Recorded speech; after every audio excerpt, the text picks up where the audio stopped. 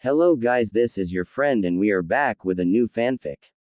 Which is what if Kurenai decides to adopt Naruto after seeing how Konoha treated Naruto Part 1. And if you enjoy this fanfic then please press the like button and subscribe to my channel for more fanfic like this. And now let's start the fanfic. It was a nice calm day in Konohagakure Capital. OL of High no Kuni, also known as Fire Country. The sun was shining brightly as a sign of it being noon. There was a small breeze to keep the temperature at a comfortable degree. The trees was swinging in the wind. Kids was at the park playing under the watchful eyes of their parent or guardian. The ninjas was doing, well, they did what ninjas did on days like this, skip work and enjoy such a beautiful day. One such ninja was Kurenai Yuhi and her two friends Anko Mitarashi and Yugo Azuki. They was enjoying a nice day eating dango and drinking tea in one of the many outside lounge areas at the local restaurant. Although it seemed that everything about today was perfect, there was one person that was not so happy. This person happened to be the owner of the Konoha's orphanage, and the reason she wasn't so happy was because of what she was about to do to Uzumaki Naruto. Though she had to admit she didn't hate him or blame him for all the shinobis that died fighting Kyuubi, but having him there kept the people who was willing to adopt others from coming in.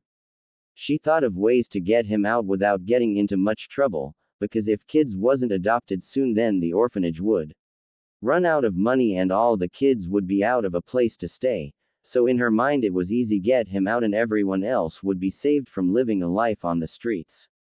So here she was sitting at her desk writing a quick note and walked over to Naruto. Inside she was debating if this was the right thing to do, but looking at the other kids she decided if losing one kid would help the others get adopted then it was for the best. Uzumaki Naruto, follow me, she said when she got to him. Yes Shiho, replied the 4-year-old. Shiho took a deep breath and prayed to Kami someone with a kind heart would get her note. You no longer are allowed to stay here, she said. What, why, where would I go? Cried Naruto. I don't know, but you have to leave, she said. I don't want to, he cried.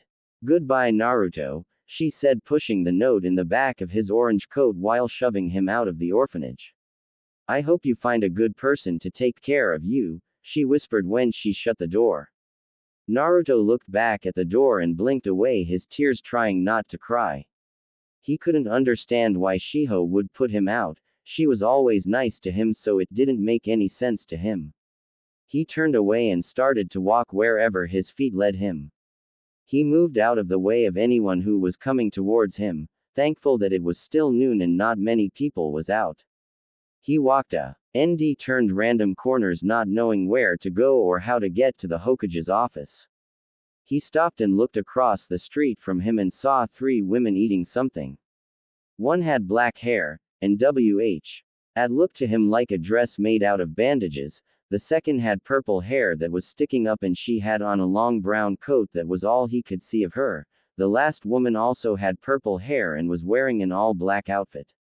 As Naruto looked he saw the lady with purple hair that stuck up drop a piece of dango by accident and his stomach growled as if telling him to go get it. He licked his lips and peeked from the building he was hiding behind. He looked left then right making sure that no one was around. He then slowly creeped out and tried to reach the other side but was cut off by a group of people that came out of nowhere. Naruto looked up and saw they all was looking at him with weird looks in their eyes. He slowly backed up. Where do you think you're going? Asked one of the Chunins. Nowhere, he stuttered out. Got that right, said another. Naruto turned and ran around the building with the men close behind. He cried while they laughed at him. He went completely around the building and ran across the building. He saw the 3 ladies while crying as the men chased and threw stuff at him. The 3 ladies turned and saw Naruto being chased by the Chunins and blinked. The black-haired one then got up and walked after them. Her 2 companions just looked on. The Chunin then pulled out a kunai and threw it. The kunai pierced Naruto's left leg making him fall. The shinobis laughed and another Chunin threw his kunai. It was stopped by a kunai making a loud clank. The Chunins blinked and looked around and saw the woman approaching. What is the Genjutsu Ice Queen doing here? Asked one of the Chunins. What is a bunch of Chunins doing picking on a defenseless child for? She replied. That thing is not a child, now get out of the way so we can kill it, said a Chunin. And if I don't? She asked. Like you can take all of us on Kurenai, said another Chunin. Who said she was alone? Said a voice from behind the Chunins. Shish. Old have known Anko the snake mistress and Yugo the weapons mistress would be close by, said a Chunin. As I was saying, if I don't move, what are you going to do? Asked Kurenai. The Chunin huffed in annoyance. Let's go, guys, he said. Idiots, attacking a kid like that, said Kurenai, picking up Naruto, who passed out from running so much and blood lose. That's him, the one with who sealed in him? Asked Anko. Yea, it is. It sickens me to know that the shinobi boast about how fair they are, but then they try and kill a 4-year-old when no one is looking, said Kurenai. Quote, I know, but what can you do? It's not like you can adopt him. Many shinobi, including Kakashi and Itachi, but the council blocked them all, said Yugo. And the Hokage acts like he don't even care, said Anko. I know, I'll think of something. I'm taking him home for now though, said Kurenai. Later, said Anko and Yugo. Kurenai took Naruto to her house and laid him on her bed. She took of his coat and found the note that was stuck in it. To whoever finds this. This is Uzumaki Naruto. He is an orphan and has no place to go. He used to live at the orphan, but due to him being there, the adults of Konoha have came to the orphan less and less, and without kids being adopted we don't have enough money to take care of everyone here. So although I don't want to do this in the Hokage not giving us any more money, I have to kick him out of the orphanage at least until we get enough money to bring him back. So please, whoever finds this note, please take care of Naruto. Shiho, owner of the orphanage. Kurenai looked at the letter again, then back at Naruto. She then made sure everything was locked and went to the Hokage's office. Hey Gigi, we have to talk, she said. The Hokage sighed. What is it, Kurenai? I already told you I have no missions for you, he said. Kurenai looked at him funny. Who said anything about a mission? No, I'm here about Naruto, she said. What about him? Asked the Hokage. I'm adopting him, she said. You already know that is not possible, said the Hokage. Just like it's not possible for you to give the orphanage more money, or it's not possible to had everyone who wasn't old enough 4 years ago to know about Kyuubi. News flash, everyone from the age 5 and up treats him like shit, and the younger ones are starting to act just like their parents towards him, and I'm tired of it. So I'm taking care of him whether you and the council like it or not, and I'm going to tell him about Kyuubi when I think he is ready, hoping he won't find out as stupid, she said, then she left. That woman is a ticking time bomb waiting to explode, he said to himself. Kurenai arrived home and saw Naruto still sleeping. She smiled to herself and settled in for the rest of the day and started to read some of her old books. The next morning, Kurenai woke up and looked down at Naruto, who had snuggled closer to her, and smiled. She went to shower, then started to make breakfast for the two of them. Once she was finished, she went back to the room and was about to wake up Naruto when he started to toss and turn. She sat down and rubbed his cheek to get him to calm down, which had the effect of waking him. Morning, sleepy head, she said. Who are you? Where am I? He asked quietly, moving as far away from her as possible without leaving the comfort of the bed and blanket. You don't remember I'm the lady who saved you yesterday from that mob, she replied. Oh, thank you, he said. Let's get you cleaned up. She then picked him up and took him to the bathroom. She took off his shirt and saw all the scratches that he had on his body from the beatings he received and frowned, but soon her motherly instincts took over and she ran warm water to bath in. He poured water on his head, then proceeded to scrub him clean. She washed him a few times to get the grim off him, then picked him up in a towel and headed back to her room. Hey little guy, do you have anything besides that orange outfit? She asked.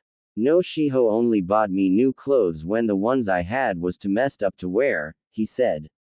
Okay, then let's get you into one of my t-shirts. Now it's Going to be really big, but don't worry, she told him. After putting the shirt on him, she saw he still didn't quite seem comfortable in it, so she started to tickle him to get him to lighten up. Looks like someone is ticklish. Come on, let's eat breakfast, she said. You mean I get to eat also? He asked.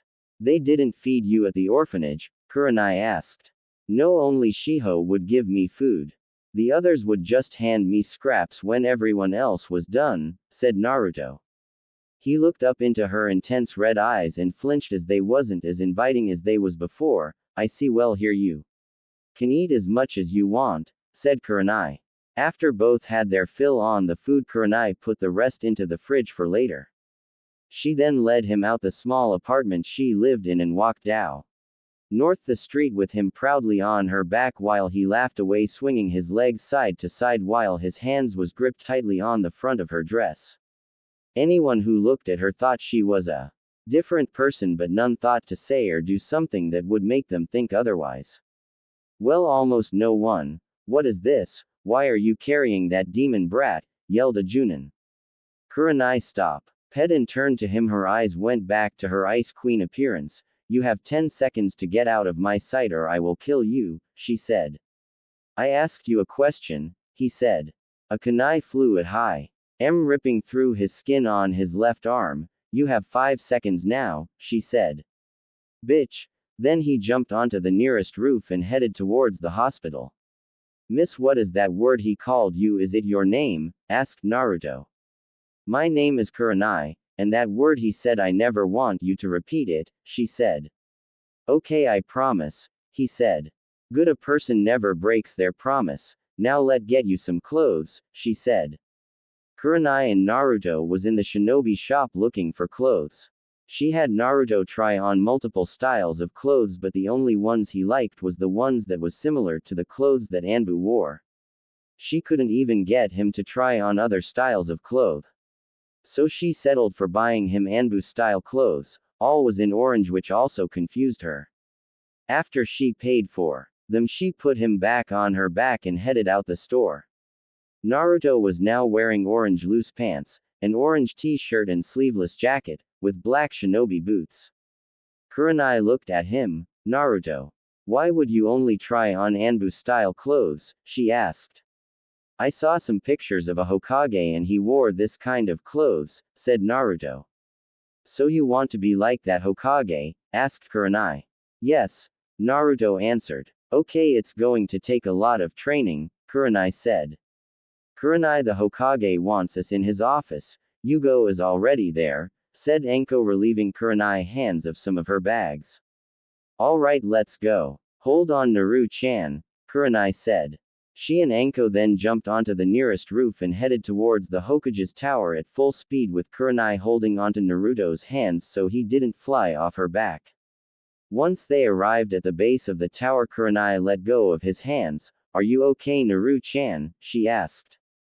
That was fun, let's do it again, he laughed. Wow, only one day in.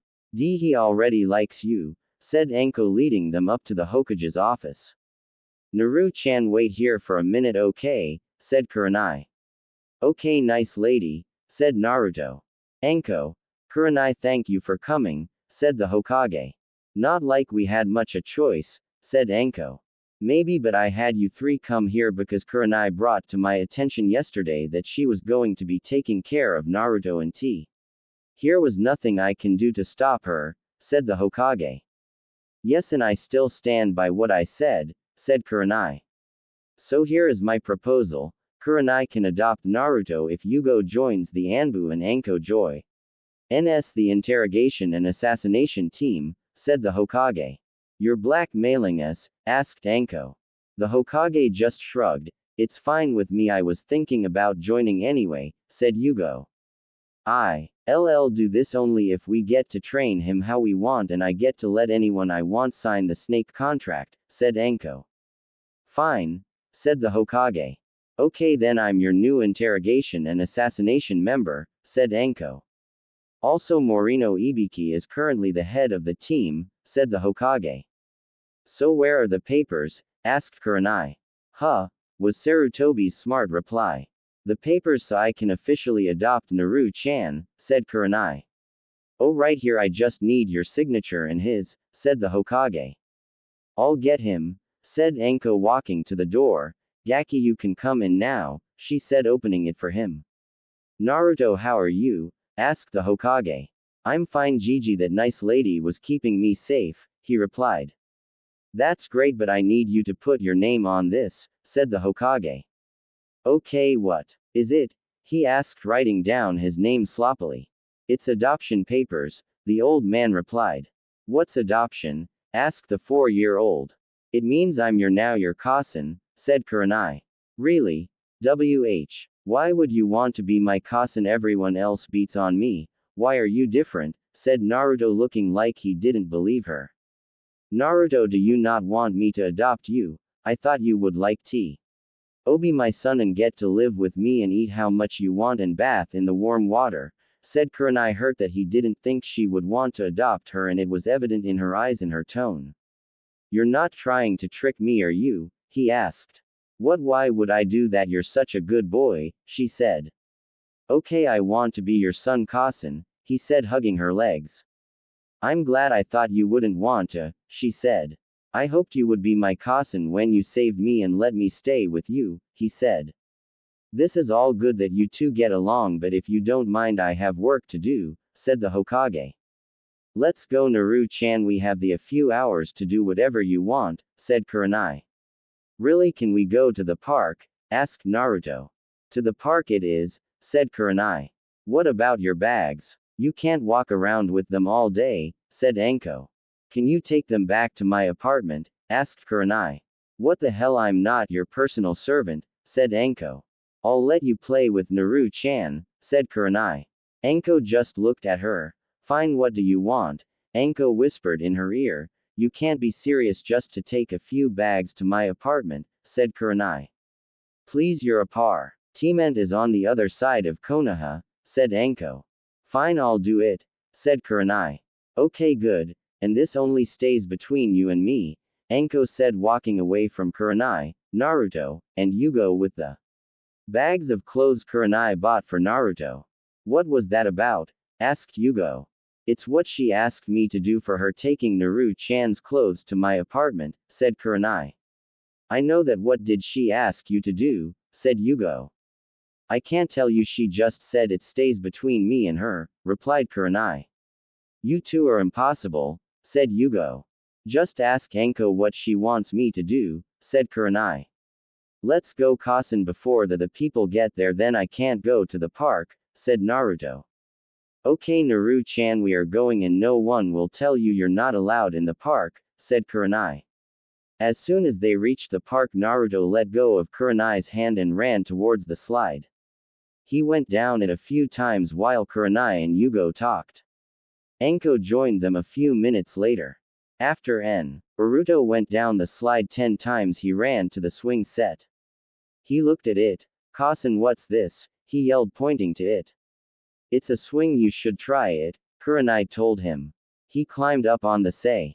And leaned back, then tried to go forward. Cousin, it won't go, he said.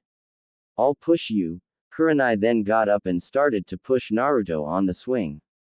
He laughed while she pushed him. This is fun, he said through his laughter.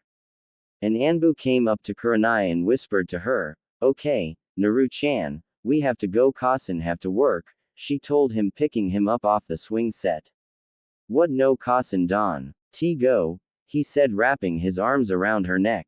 I have to so I can make money for us to eat and sleep, she said. Okay, cousin, he replied. I'll be back later today, you're going to stay with Ank. Oh, Ni-chan, until I come pick you up, Kurenai said.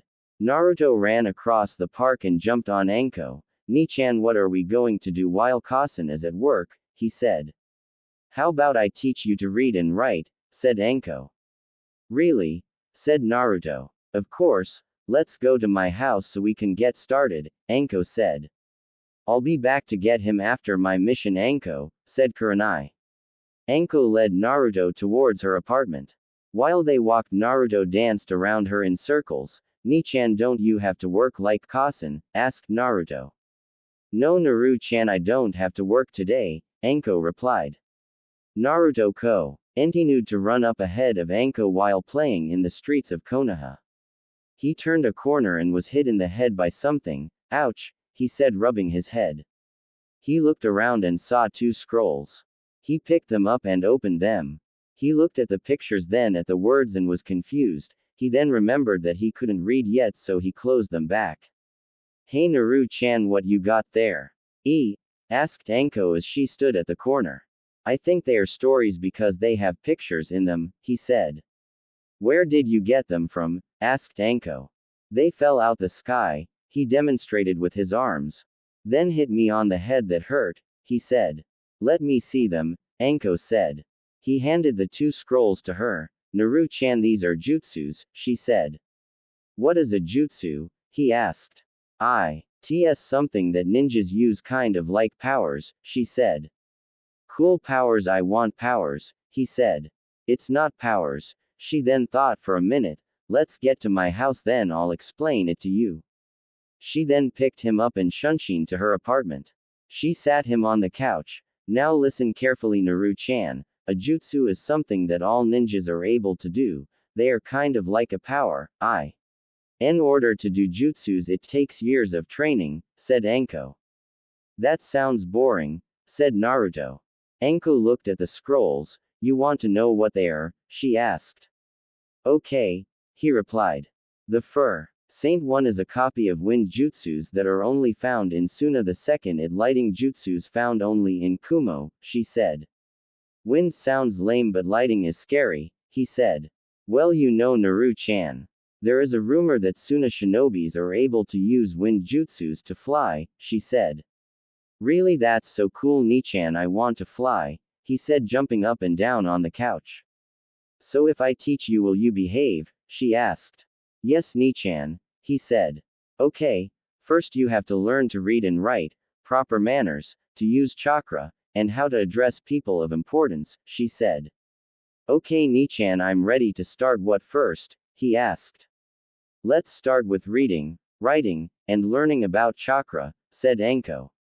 Anko grabbed a scroll and a pen and wrote the alphabet down. Okay, I want you to copy those letters down. You will do this every day until your handwriting improves, she said. Okay, Ni-chan, Naruto said.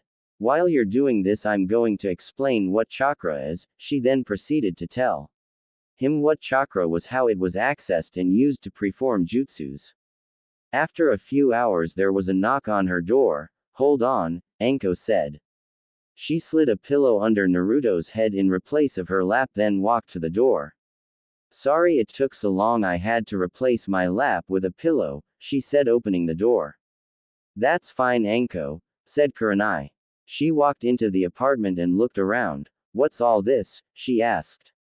Well, on our way here so I can teach Naruto to read and write, he said. 2 scrolls fell down on his head and asked me to read them to him, thinking they were stories, but turned out to be jutsus, and after explaining what a jutsu is and telling him that some ninjas in Suna can use wind jutsus to fly, he asked me to teach him to use jutsus, so I started to teach him about chakra while he learned to write, said Anko. Okay, but what's with all the scrolls? Asked Kurenai. I used them as demonstration for what chakra was made of. He also used a lot to learn the basics of writing, Anko replied. How far did he get? Asked Kurenai. Well, after explaining it a few times, he got the basics of chakra and he knows the alphabets now, said Anko. Okay, I'll continue his training tomorrow, said Kurenai.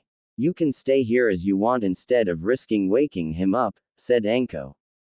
Thanks, said Kurenai. She then sat on the couch Naruto was on and put his head on her lap in replace of the pillow. She then leaned back and closed her eyes. Anko turned out the lights and went to her room.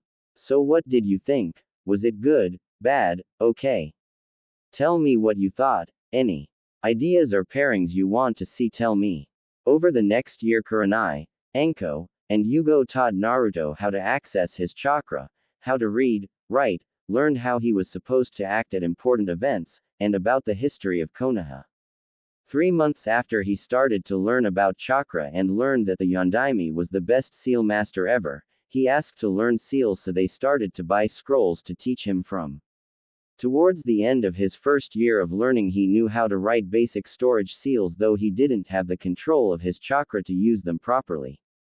Also during this he learned that Hinata, the heir to the Hyuga clan, was having a little sister born soon.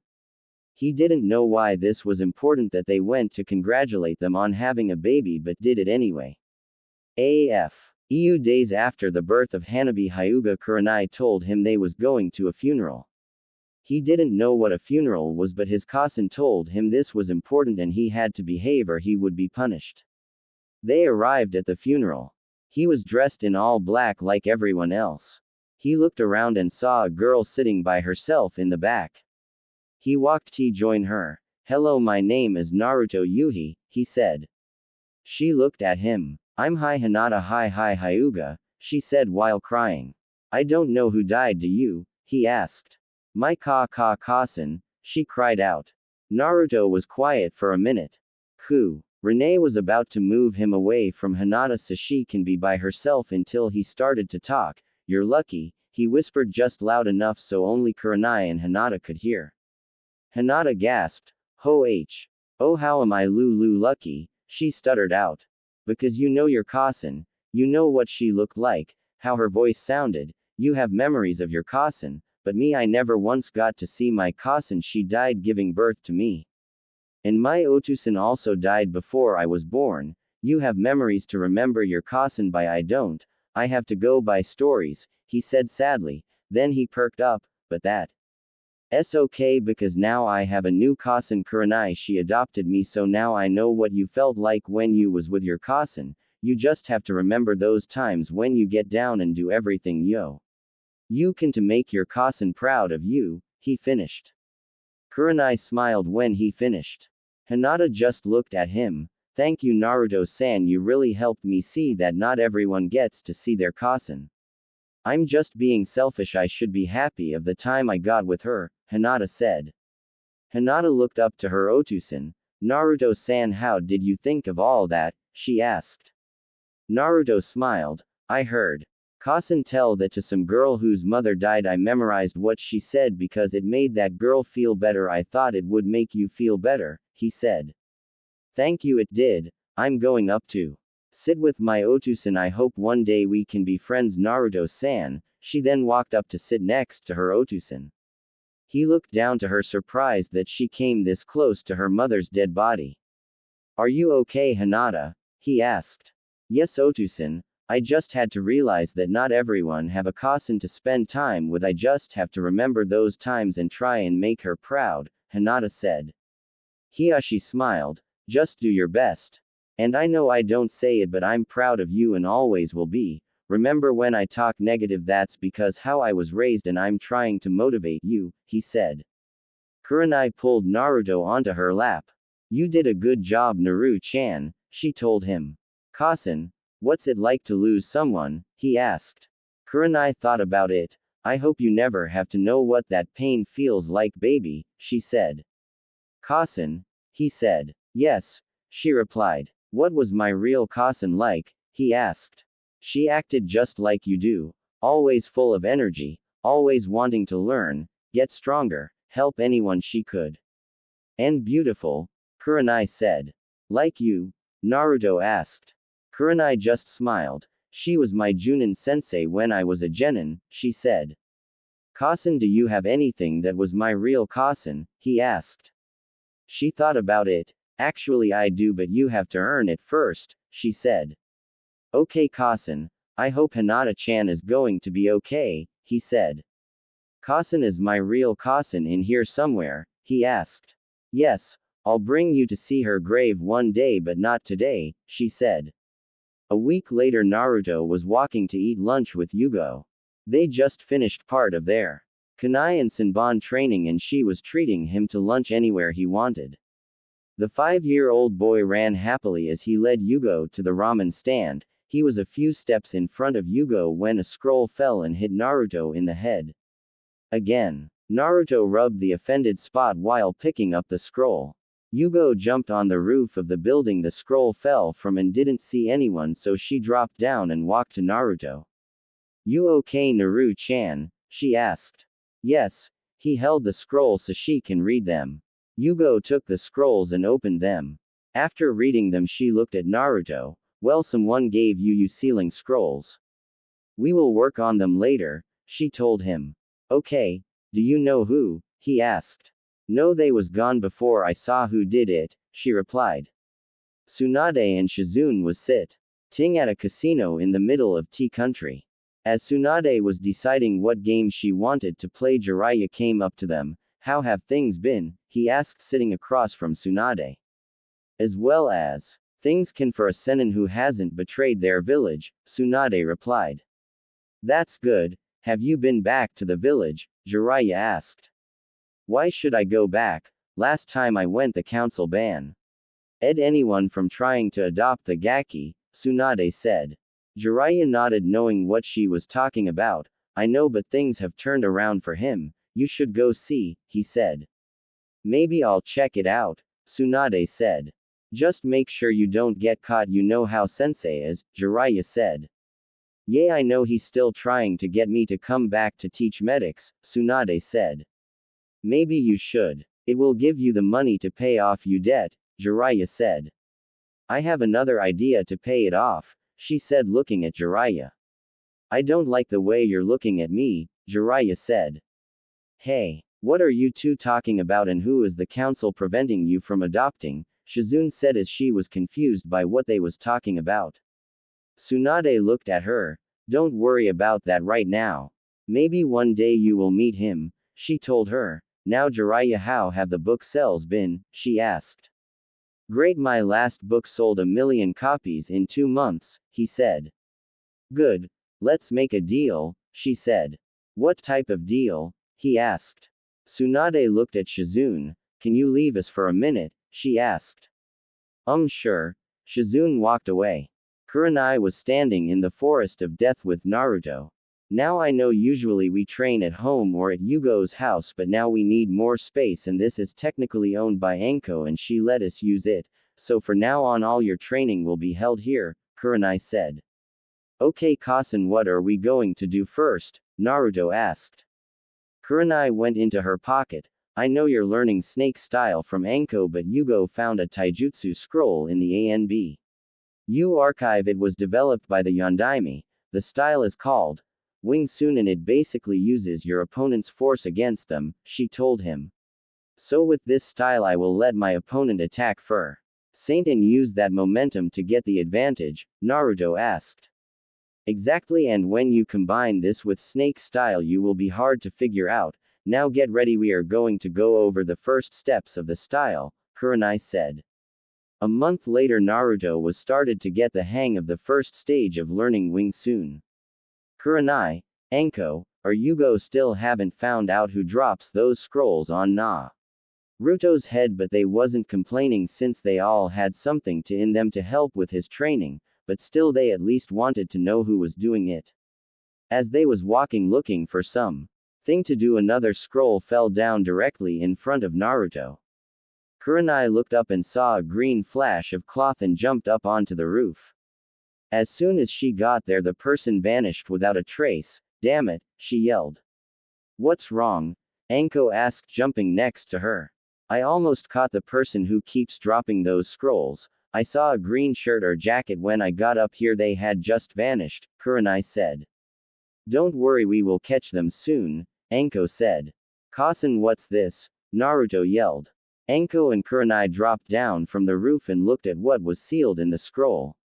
Naru-chan, this is a rod. They are extremely hard to use and only a few have ever completely mastered using one. The last was your Kasen Kushina, Kurenai said. So I'm going to learn to use it? Naruto asked. Yup. Kurenai said. Tsunade met Jiraiya at a bar in Wave Country. Why are we meeting in a bar, pervert? She asked. Hey, I paid off your debt, the least you could do was meet me here, Jiraiya responded. Tsunade looked around and made sure no one was listening, and I let you model one of your characters off me, so we are even, she said. Yes we are, and I must say I think His next book will be my bestseller, he responded. I just want my cut for letting you use me as a main character and nothing about me better not be in that book, she said. Don't worry, I have more. Irrespect to put actual things about friends in my books, and you will get your cut, I'll deposit it into your bank account, he said. Good. Did you go back to the village? Tsunade asked. Yes, I went back. He asked. I had to sneak away from Shizune while she was sleeping, but I was able to get there, Tsunade said. What do you think? He asked. Naruto had just finished learning enough R stance in the snake style and was sitting in the forest of death studying scrolls on sealing. He had spent as much time as possible to learn sealing since Kurenai, Anko, and Yugo worried about teaching him everything else he needed to know. He pulled out his ink and practice scrolls and started to write seals on them. Over the fence flew a scroll, landing right in front of him. Naruto looked up, and only saw a puff of smoke and shrugged. He opened the scroll, Becoming a Seal Master by Minato Namikaze, he read. Pulling the book out the scroll, he opened the first page and started to read. Anko walked up. Hey Naru-chan, where did you get the book? She asked, kneeling down to read the name of it. It flew over the gate and landed in front of me. I looked up and only saw smoke, he told her, then went back to reading.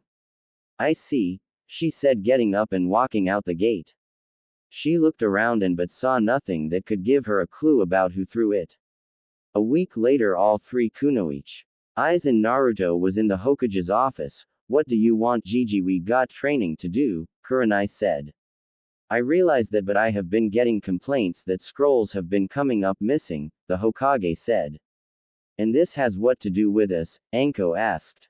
Well, I was wondering if you knew anything about it. There was a report that Naruto has been getting scrolls from an unknown source, he said. Oh, and who filled this report, and how would they know where he got scrolls from? If you forgot, he is not allowed in any shinobi stores, Kurenai said. I know, but I have to ask so we can prove his innocence, the Hokage said. Well, he is innocent, he never is out in the village without one of us, Yugo said.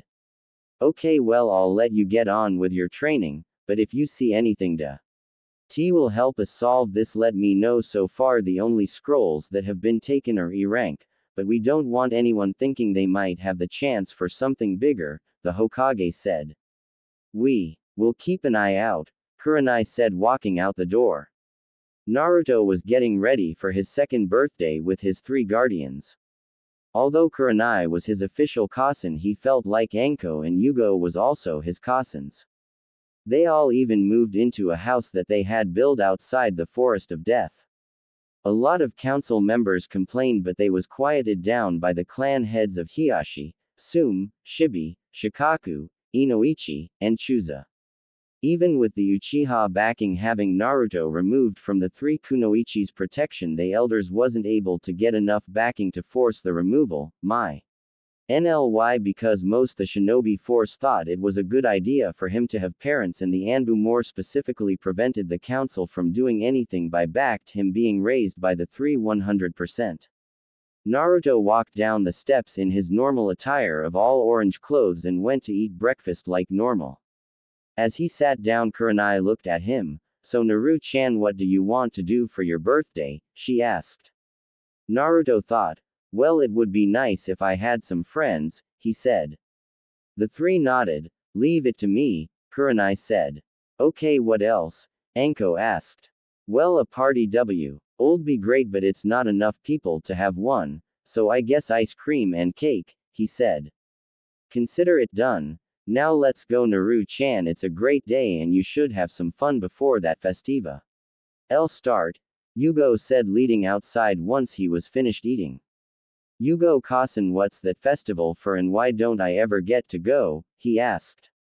Well, I don't know how to explain it right now, Saint, wait till you get older and able to protect yourself better and I'll take you, Yugo responded. Okay, he said. A few hours later, Yugo brought Naruto back to the house and immediately took him up to his room. Now Naru-chan, don't come out your room until I come get you. She then gave him a new book on scrolls to learn from. Here, look through this until I come back, she told him. Yugo went downstairs. How is everything coming along? She asked. Good so far. Kurenai went to invite some people and their kids, Anko said. Great. Need any help? Yugo asked. Yay, can you start the cake? Anko said. Kurenai arrived at her first house, the Naras, and knocked. Shikaku opened the door. How can I help you, Kurenai? He asked. Well, today is Naruto's birthday and I came to invite you to the house, she said. Sure, we will be over. Yoshino doesn't like that festival knowing what the meaning behind it is, Shikaku said. Okay, thank you. Anyone you know who might want to come? Kurenai asked. Yes, Inoichi has a daughter Naruto's age and Chusa has a son, they both come over a lot, they might want to come, he told her. Okay, thanks, I'll invite them, Kurenai said, walking away. She then walked to the Akamichi compound and knocked. Hello Chusa, Shikaku said that you had a son Naruto's age and I came to invite you to his birthday party, she said. Chusa thought. We will come, he said. Okay, bye. She then walked away. She walked to the Yamanaka flower store and saw Ino. Hey Ino, where is your Otusan? She asked. Ino turned. He is in the back of the shop. Why do you need anything? Ino asked. No, I just came to invite you to Naruto's birthday party, Kurenai said. But ain't the festival today? Ino asked.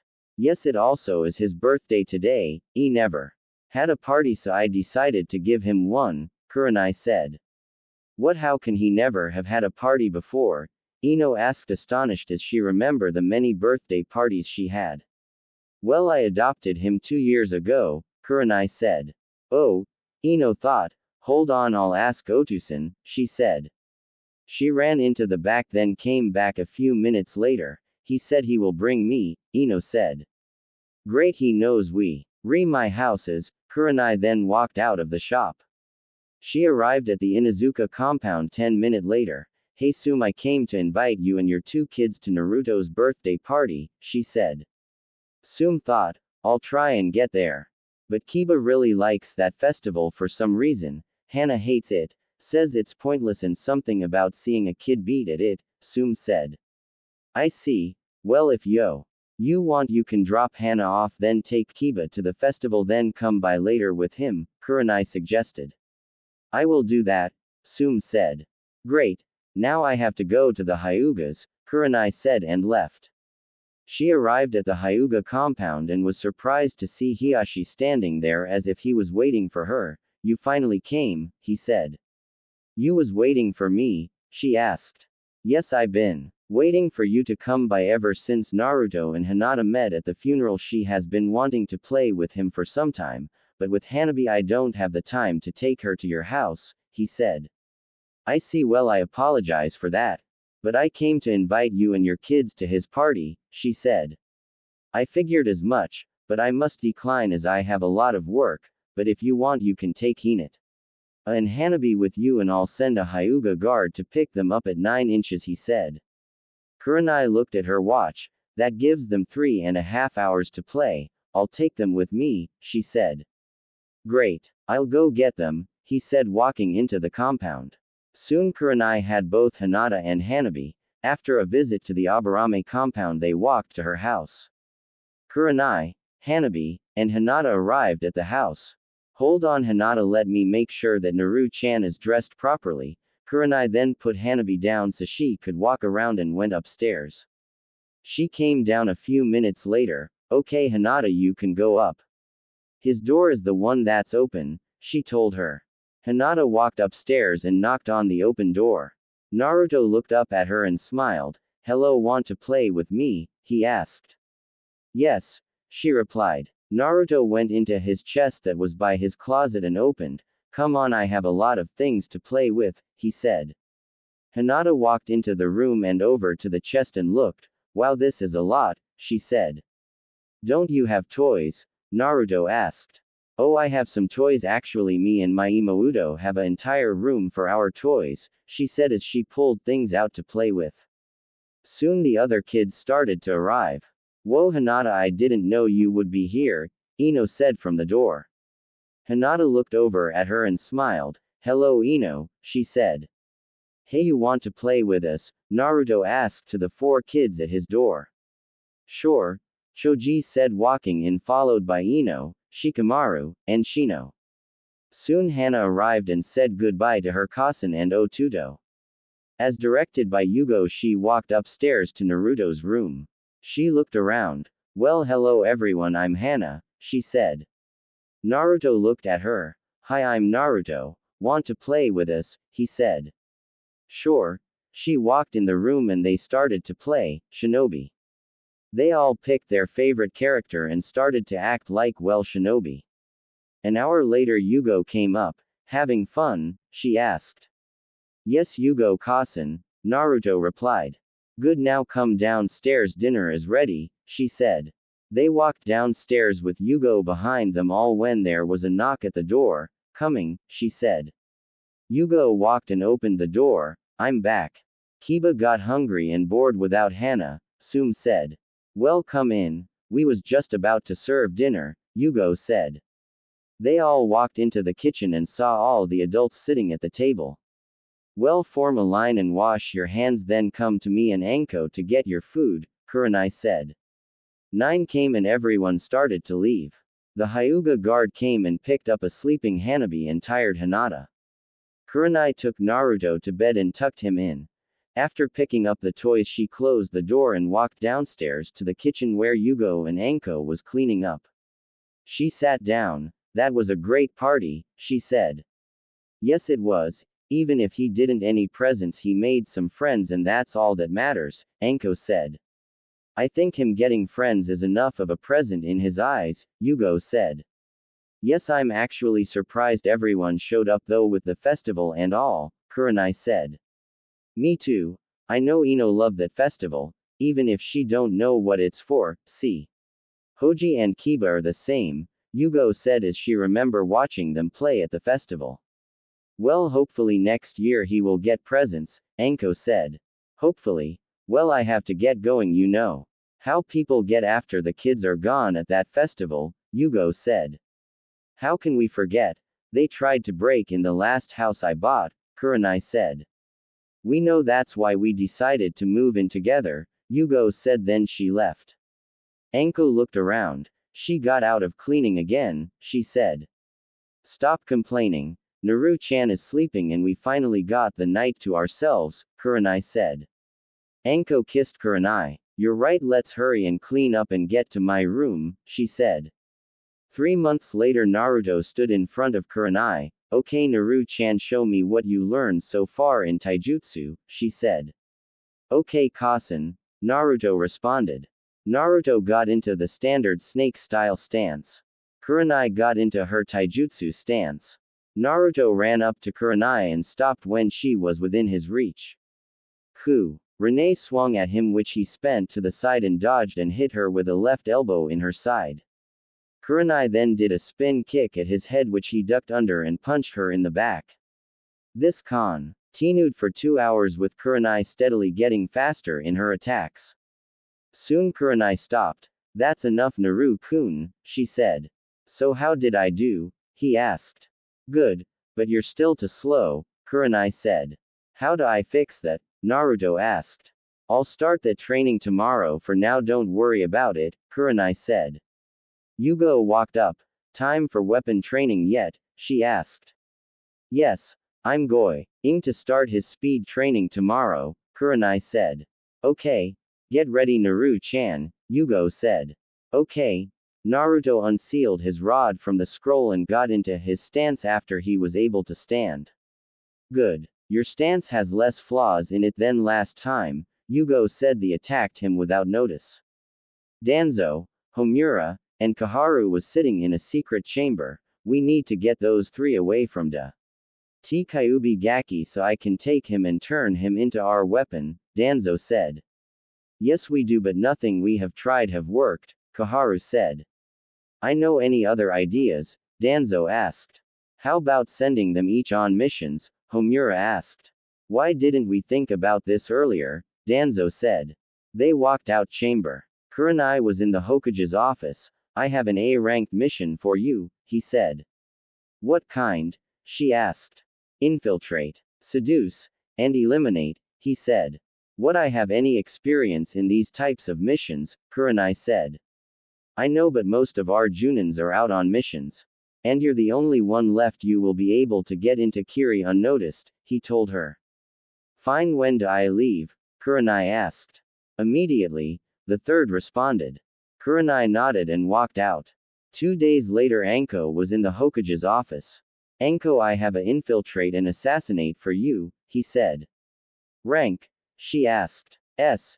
He told her. Great, the target, and when do I start? She asked. The target is Gato. His corporation is becoming too large and he is starting to hire missing nins and using them to do his bidding. You will have a team of 2 ANBUs with you and you leave immediately, he said. Right. Anko then walked out. 3 days later, Yugo was in the Hokage's office with Naruto. Sorry Yugo, but I need you for a mission, he said. I am going to have to deny this mission until Kurenai or Anko returns, she said. I'm sorry, but this mission needs your weapons expertise, he said. And what the hell do you expect me to do with Naru-chan until one of us returns? Yugo yelled. I'm sure he will be safe until one of you return. I'll have Anbu watch over him until one of you return, he said. Kakashi walked into the office. Am I interrupting? He asked. No, Kakashi, you actually came at a perfect time, Yugo said. I did? He asked, confused. Yes, I need someone to watch Naru-chan until one of us return from our mission, Yugo said. Kakashi looked at Naruto. Sure, I'll do it, he said, shrugging. Good. Also, we was supposed to start his speed training. Can you start it for us? She asked.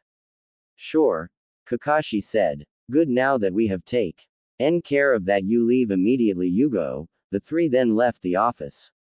Kakashi was sitting in the living room looking at Naruto. So Naruto, what do you normally do before you start training? He asked. Play in my room and sometimes my friends come over, he answered. You don't over their house? Kakashi asked. Yes, I only go over to their house when Kasen schedule it because all my friends are from clans, Naruto said. I see, want to walk around the village before we start training, you might meet someone new, Kakashi said. Naruto shifted nervously, remembering all the bad experiences from walking around the village. Kasen said I'm not allowed out in the village without them, he said. Oh, I see. Well, I promise nothing will happen and we will only stay out for an hour at most, he said. Naruto thought. Okay, he said. Kakashi made a shadow clone to stay and watch over the house and they left. They was on their way back when they passed a new weapons shop. Hey, a new shop, Naruto said. Let's check it out, Kakashi said. They walked into the shop and saw a girl who looked no older than Naruto flicking kunais, shurikens, senbons, and anything else small enig. To pick up with one hand and throw at a target without even looking up from her book. What amazed them was she was hitting every target dead on. Naruto's eyes widened. Amazing, he said. The girl looked up. Oh, sorry, how can I help you? She asked. That was amazing. How did you do that? Naruto asked. She shrugged. I don't know, I just do, she responded. Can you teach me? Naruto asked. There is nothing to teach, I never learned how to do it. I just do it. It's a natural talent I have, she replied. Oh, are you training to become a kunoichi? Naruto asked. She looked at him. No, why? She asked. With an ability like that and the right training you can be a great kunoichi, Kakashi said. Well, I have anyone to teach me and I have to help my dad around the shop, she said. Have you ever wanted to be a kunoichi? Kakashi asked. Yes, I always wanted to be one ever since I heard of the Senin Tsunade. She is my idol, Tenten said. If I promise to let you meet Tsunade, will you become a kunoichi? Kakashi asked. Yes, oh yes, I will, Tenten said. Okay then, if you become a kunoichi and I will get Tsunade to come meet you, maybe even teach you a few things, Kakashi said. Deal, Tenten said. Well, I'm going to be a ninja. My name is Naruto, he said, holding his hand out to her. Tenten looked at him. I heard about you. Some people came in here and told us not to let you in, saying how dangerous you are, but you look harmless to me, Tenten said. He looks harmless to me also, Tenten's father said. Well, my name is Tenten, she said, shaking his hand. Well, it's good to meet you both, but we have to be going, Kakashi. Yes, well, come back soon, he said, letting them out. 2 weeks later, Anko came back from her mission. She just left the Hokage's office. And hurried to the house to make sure Naruto was okay. Naru-chan, you okay? She asked, jumping down from the trees. Yes, Anko-kasan, he said. Okay. Go inside for a minute, I have to talk to Kakashi, Anko said. Naruto ran into the house. So what happened? She asked. Well, I stopped 5 assassination attempts on him. He met a new girl named Tenten whose Otusan owns the new weapons shop. Her Otusan gave him a set of training Senbons. And I started training him in speed and the basics of how to use Senbons, Kakashi said lazily. Is that all that happened? He didn't get hurt or anything, did he? Anko asked. Nope. Oh, I did convince Tenten to become a kunoichi. She has this amazing ability to hit a target no matter where it is, Kakashi said. Okay, thank you. Gigi wants to see you, Anko said. Okay, bye. Kakashi then walked off. Kurenai was walking out of Kiri after finishing her mission. She frowned as she broke her genjutsu as she remembered how close that was to getting out of hand. And something happening she didn't want to happen. She ended up having to not only kill her target but also a few others who was proving to be a constant restraint on her mission and making it take 2 weeks longer than it should have. Yugo was just arriving in the village from her mission. The mission was difficult, but honestly any Anbu could have done it. Except for the constant arrival of W enemies, the mission was easy enough for a couple Chunins to handle. She looked around as she walked through the village and smiled as she saw children running around and playing with their friends. She walked to the Hokage's office for the dreaded mission report. Naruto was holding small boulders running up the Hokage's tower steps. He was struggling and didn't know how this increased his speed. But wasn't complain unless he wanted Anko have another dodging session with him, which he hated. Naruto had finally reached the top. Okay, Naru-chan, enough training for today. What do you want to do? Anko said. Naruto dropped the boulder and almost fell over. Can we see if any of my friends can play? He said. Sure. Anko said. Man, I can't believe they all are training now, Naruto said. Don't start that, Naru-chan, we can do something else, Anko said. They walked in the house and saw Yugo sleeping on the couch. Oh, I know there is a new shop, the guy who owns it has a daughter my age, can we go there? Naruto said. Anko looked at Yugo and shook her head. Sure, come on. They then walked the house. Arriving at the shop, Naruto ran in. Anko followed behind at a calm walk. Naruto ran up to the counter. Hello, Tenten, he said. Tenten looked up from her book. Hi, she said. You remember me, right? Naruto asked. She looked at him. You're that Naruto kid, right? She asked. Yup, this is my cousin Anko, he responded. Hey, what all do you sell? Anko said. Weapons. Any type of weapon you want, my Otusan can make it. Scrolls mostly blank, but we sometimes get useful ones. And we sometimes get rare weapons also, Tenten said. Nice. Do you sell any jutsu books or scrolls? Anko asked. I think we have a few. We don't usually get them, so when we do they sell p. Ready high, Tenten said, walking to the back. She came back with her Otusan. So you're looking for a jutsu book or scrolls? He asked. Yes, I need more jutsus to train him with, she said, pointing to Naruto. Okay, I'll see what we have. Tenten, why don't you go play? He said. Okay, Otusan. Tenten led Naruto through the shop to the back and out to their private yard. It's not big, but it works for me, she said.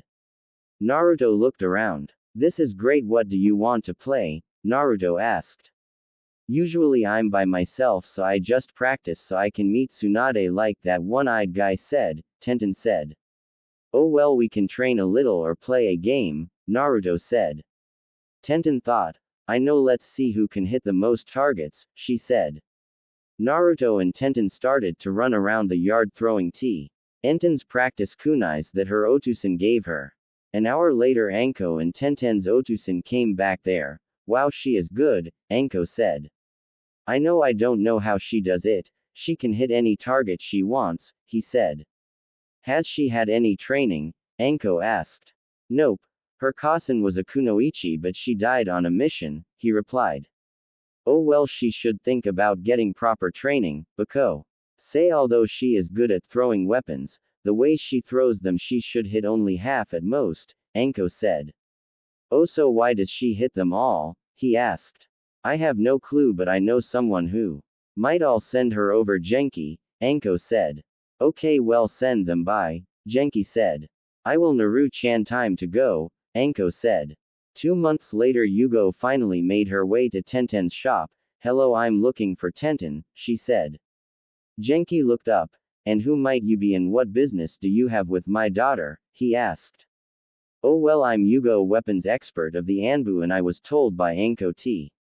Had I should come over here and check out her when I get time. From what Anko told me I think I might be able to help her, Yugo said. Genki looked at her. Hold on a minute, he went down to the boiler room. He looked around and saw it was clean and that Tenten was using the room as her personal training area again. Tenten, what have I told you about using the boiler room as a training area? He said. She stopped her training. I know Otusan I could get hurt. The boiler room is not for my personal use but for weapon making, but I know everything in this room like the back of my hand and I already finished my work and cleaned it, so what's so bad about me using it for training? Besides I'm already getting stronger by working down here, at least I should be able to get faster also, she said. He looked at her. Fine, I can already see you're going to use it anyway, no use in stopping you, just be careful. Now someone is here to see you, he said. The two walked back up to the shop and saw Yugo. Yes, you wanted to see me? She asked. Yugo looked at her. Yes, I hear you have an incredible ability, can you show me? She asked. Sure, follow me. Tenten led her out to her personal training area in the back. Well, you ready? Tenten asked. Yes, Yugo said. Tenten picked up a kunai, senbon, and shuriken and closed her eyes and jumped and threw them. Each one landed dead on target. See, I always hit my target, Tenten said. Yugo nodded. What about a moving target? She said. Huh? Tenten asked. I want you to try to hit me while I'm moving, Yugo said. Are you sure you could get hurt? Tenten asked. Yes, trust me, I think I know why you can't miss, Yugo said. If you say so. Tenten then picked up some more weapons and waited until Yugo said go. Okay, you can start when you're ready, Yugo said. Tenten closed her eyes and mentally focused on where Yugo was. When she opened her eyes, Yugo was running around the yard. Tenten jumped and spent upside down and threw the 3 weapons. All 3 was blocked by Yugo. How was that? Tenten asked. I'm curious, did the weapons go where you threw then or where you wanted them to go? Yugo asked. Huh, if I throw them, won't they go where I want them to go? Tenten asked, confused. Not all the time. When you threw the weapons, did you throw them at where I was when you saw me? Tenten nodded. But you wanted them to go where I was going? Tenten nodded again. If I'm correct, your cousin is Aoi, Yugo said. Yes, how did you know? Tenten asked. She was on my genin team. We also became Anbu together. And she also had a Kekkei Genkei that allowed her to hit any target she wanted. You have it, and at an unusual age. Usually one doesn't develop it until you are in danger, Yugo said. So I have. Ie Kekkei Genkei, how do I train it? Tenten asked. Well, I don't know how I don't have a Kekkei Genkei, but I know that you still have it activated, Yugo said. What, how, and how do I deactivate it? Tenten asked. Pull the chakra from your eyes to deactivate it, Yugo said. Tenten did as told and her eyes went from a sandy color to chocolate brown. Okay, do you know where I can train it and what's it called? Tenten asked. Well, I can ask a few favors to get you trained properly and it's called throwing eye, Yugo said. Okay, thank you, Tenten said. Don't bother now, I have to go, ALS. Oh, you should train on throwing without it active. Here is a scroll on the proper way to throw objects, Yugo said, tossing her a scroll then leaving. Yugo arrived at the Hyuga compound a few hours later. I need to speak to Hiyashi, she told the guard. Do you have an appointment? The guard asked. No, she replied. Well, you will have to schedule one, the guard said. Look, unless you and to end up in the hospital, go get Hiyashi, she told him. What's going on? It's late and my daughters are sleeping, Hiyashi said. Hiyashi, I need to talk to you, she said. About what? I'm busy at the moment, Hiyashi said. Yugo looked around. I can't say here, anyone could be listening, she said. Hiyashi nodded. I'll give you 5 minutes, then you will have to leave so I can get back to my work, he said. That's long enough, she told him. They arrived in his office. I need a favor, she said immediately. What kind? He asked. Special training, Yugo said. Hiyashi raised an eyebrow. You know I can't train Naruto even if I wanted to, he said. No, not for Naruto. You know that new weapons shop that opened last month, she asked. Yay, what about it? Hiyashi asked. Well, the owner has a daughter, she was cut off. I know all that, get to the point, he said. Right. Her mother was Aoi and she has her dujutsu and doesn't know how to control it. She didn't even know she had it activated until I told her. And as you know, the throwing eye is similar to the Byakugan, where they can see all around themselves but they can't see chakra points, instead they see targets. Wick. H gives the user unbelievable aim, Yugo said. Hiyashi listened. I see why you came to me, but I'm afraid I can't help as much as I would like. My hands are tied, I'm already pushing it with the Saku. Rati I'm giving Naruto, and if I start to train this girl it would push my authority too far, both with the clan elders and village elders, and we both knows what happens if that would happen, he said. I know, but who said you have to train her or even know she was being trained? Yugo asked. I'm listening, Hiyashi said. Well, she is a year older than Hinata, they could become friends and train together at Tenten's house. She has a private area she trains at. Also, I'm sure Neji could use a friend outside the Hyuga clan, Yugo said. I'll see what I can do. He then went into his drawer. For now, give her this scroll, it will explain about dujutsus, how to activate and deactivate them, how you get one, and basic ways to train them, he said. Okay, thanks, I just hope the Uchihas do. Hear about this for a while, Yugo said. Yes, me too. But that's one thing that I can do, is prevent the Uchihas from getting their hands on her. The elders don't want the Uchihas to think they can match us, that's why they have yet to do anything about my protection of Naruto. They think with him being Hinata's friend it could help us, Hiyashi said. I figured that much when your elders all owed them to be friends without saying anything, but I won't allow him to be used by anyone, even his friends, Yugo said. I know I am keeping them away from Hinata as much as possible, he said. Good. Yugo then left. A week later, Hiyashi, Hinata, and Neji walked into the weapon shop. Go look around for anything you might like to try out, Hiyashi told Hinata and Neji. The two walked off and started to look around.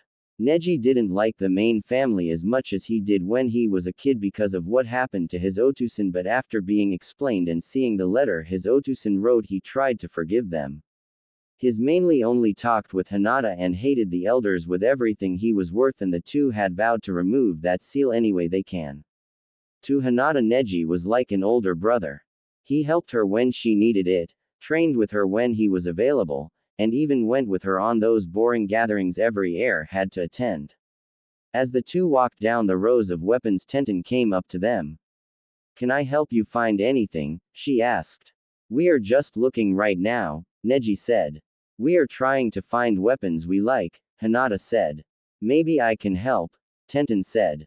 You know your chakra is going to your eyes, Neji said. Neji, be nice, Hinata said. What? I'm just letting her know, Neji said. I'm trying to learn how to control it, but the scroll I have is hard to understand, Tenten said.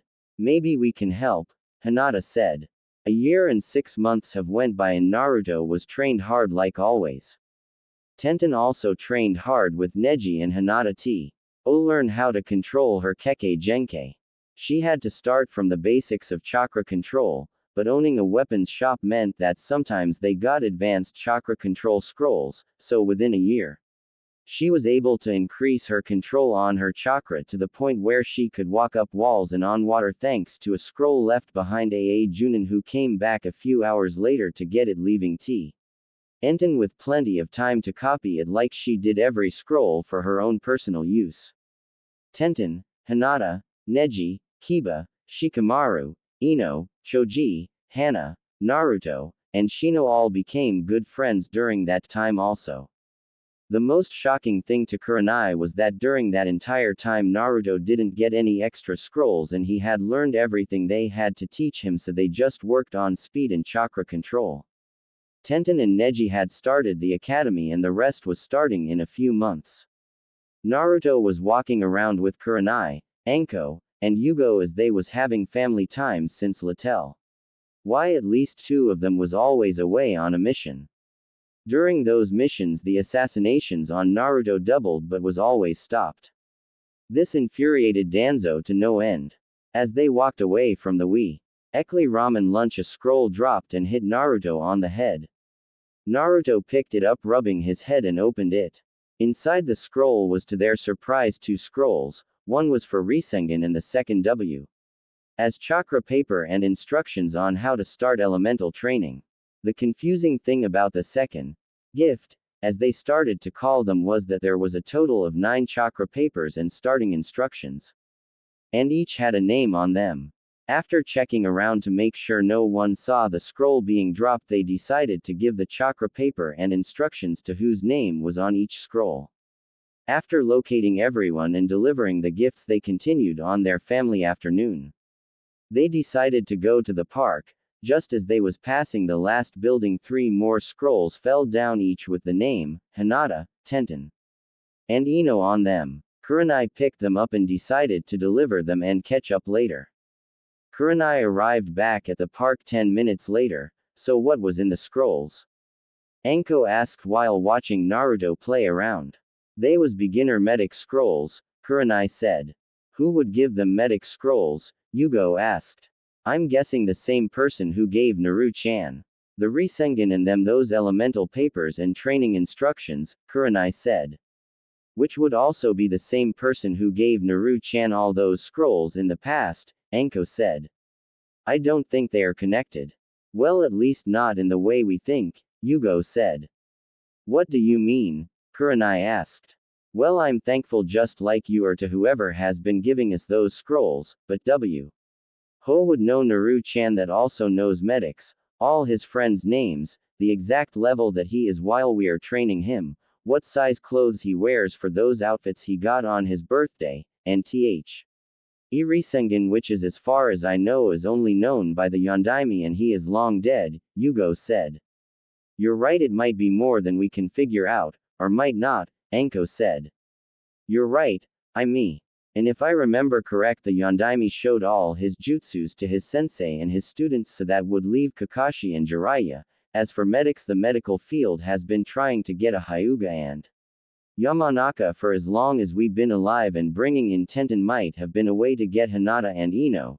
The clothes could have been a lucky guess. The only thing we need to do is find out who would want to help Naru-chan without being caught, Kurenai said.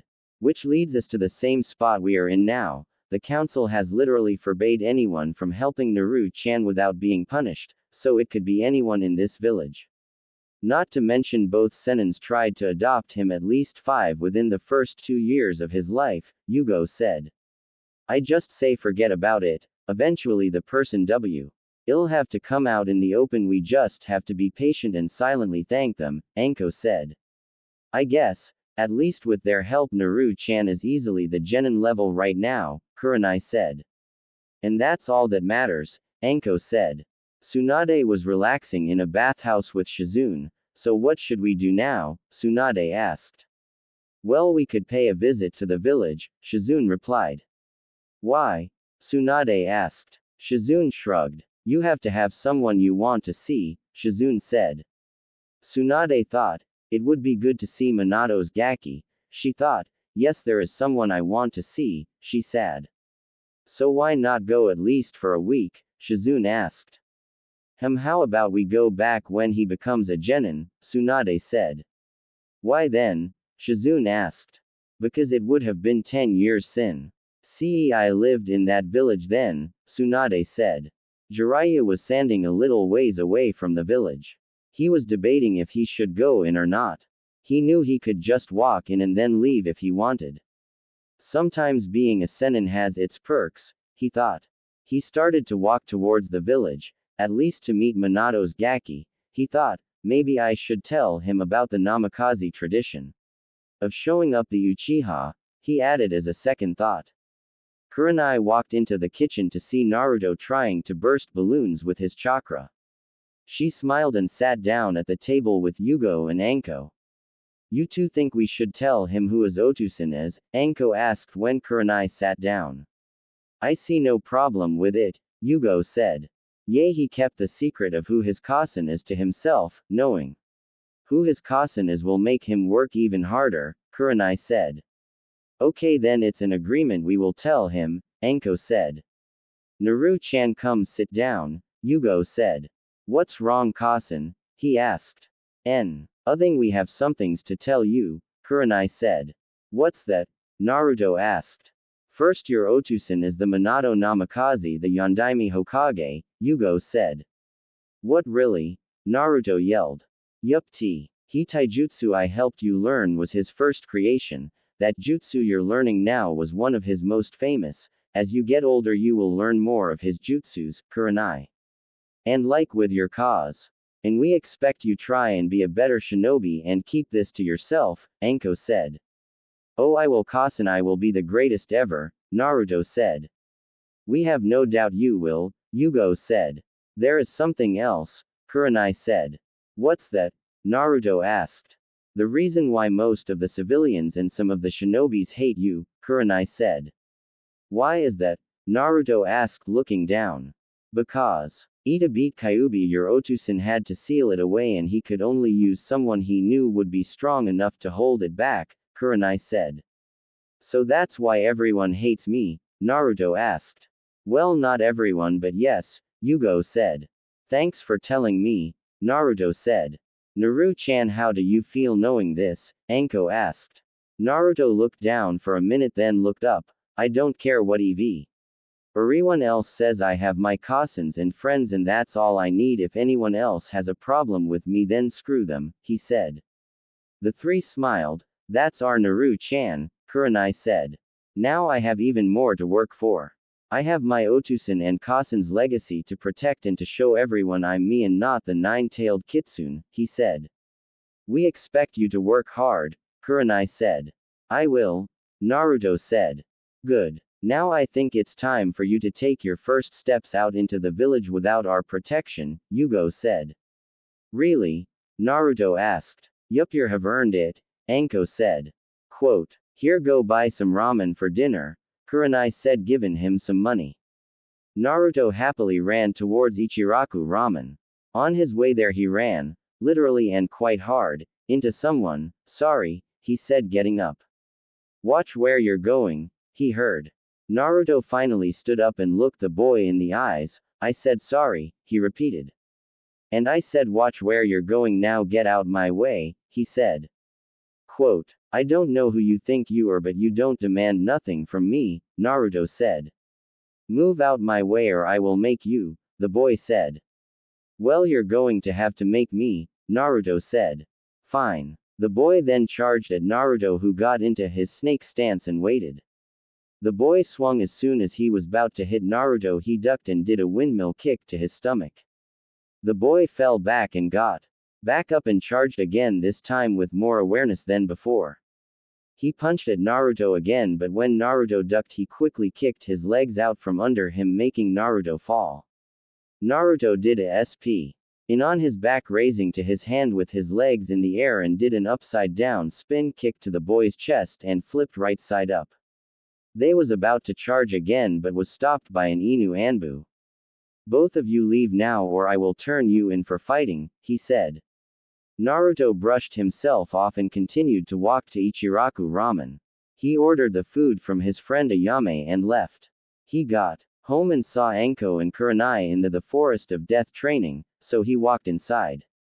Yugo looked up from the book she was reading. Took you long enough get lost? She asked. Of course Naruto, not being good at lying, told the truth. No, I got into a fight with some boy my age, he said. How did that happen? Yugo asked. Well, I was running and turned a corner and we ran into each other. I said sorry, but he said, watch where I'm going, and we argued about him not being able to demand me to do anything. Then he attacked me, trying to force me to move. Of course I defended myself, he replied. So how did the fight go? Yugo asked. Well, it was easy compared to fighting you, but he did get a lucky hit in because I was too careless and hungry, Naruto said. Is that so? You need to train on fighting while you're hungry, Yugo said. But Kasenyu always says a shinobi never goes into battle hungry, Naruto said. I know, Naru-chan, but sometimes it's unavoidable, so you need to learn how to fight while hungry, Yugo said. Jiraiya was walking through the village. He had put a genjutsu on himself until he was ready to reveal himself to others. He was walking away from the fight Naruto just had and was impressed that he was able to combine snake style and wing Tsun style.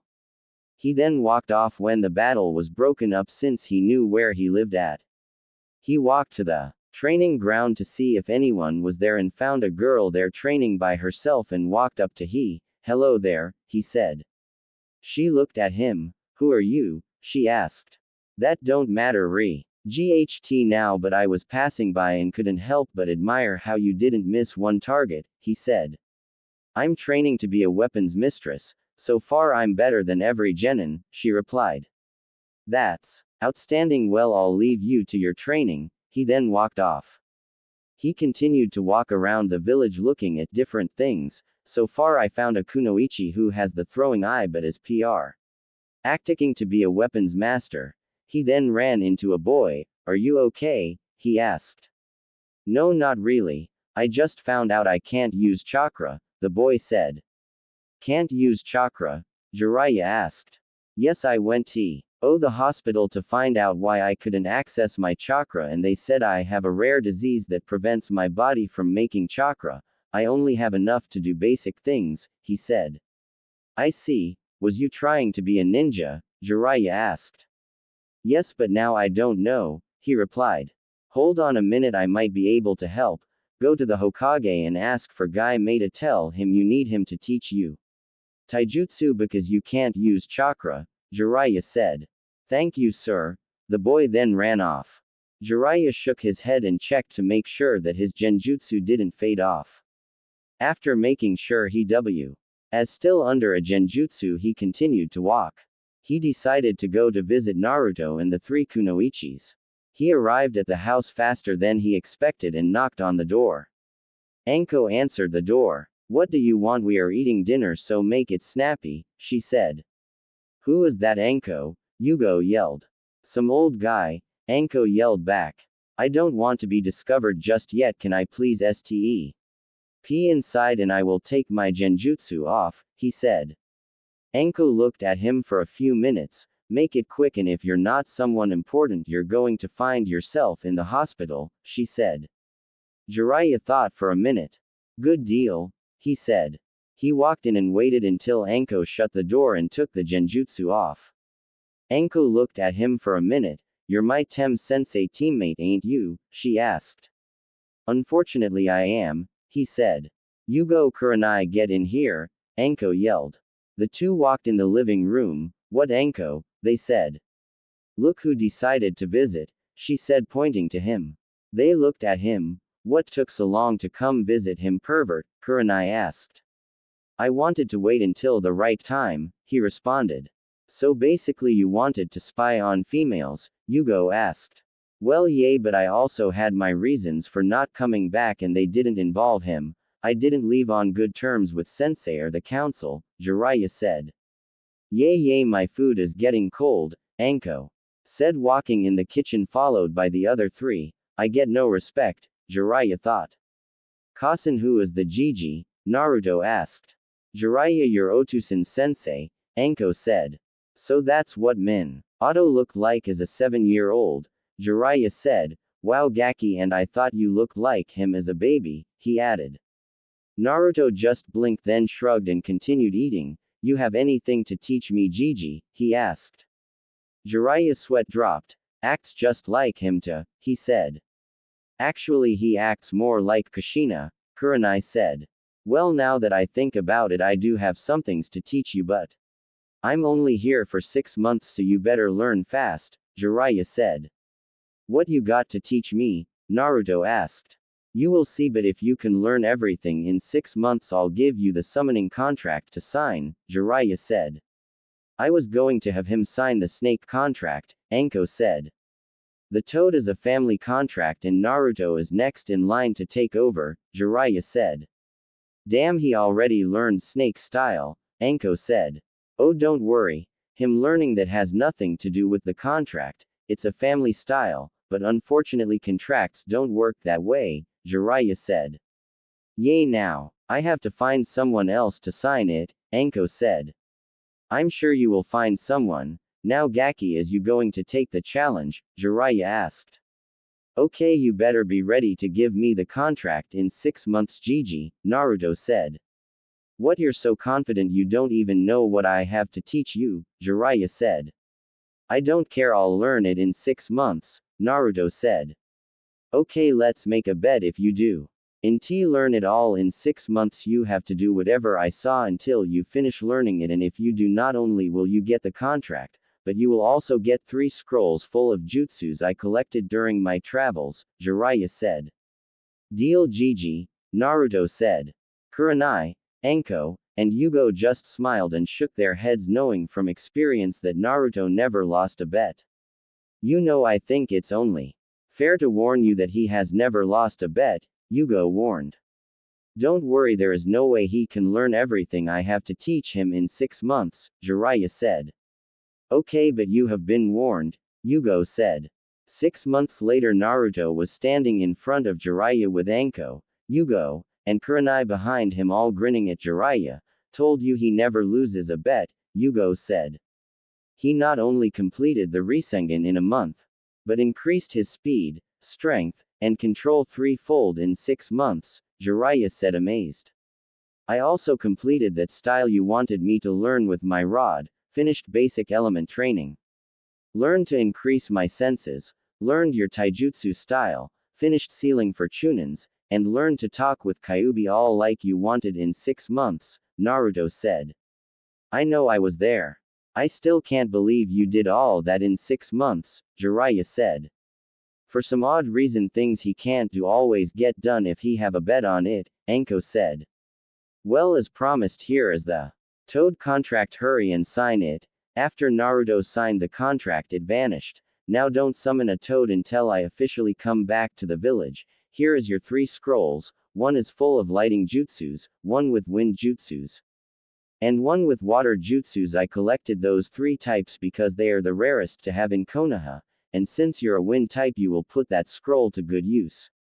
But you should try and learn each element, Jiraiya said, then vanished. So Kasen want to learn some jutsus? Naruto asked.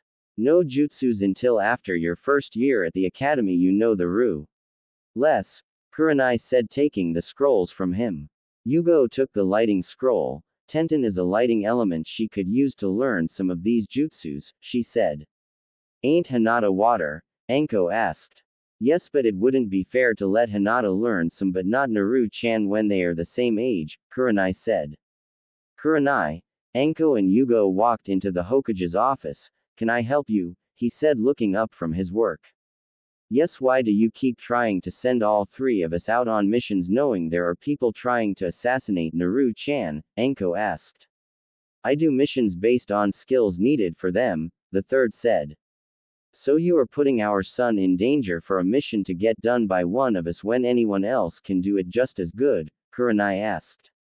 It's not as it seems, the missions you are sent on are missions that fits your skills, the third said. How? Kurenai asked. The Hokage sighed.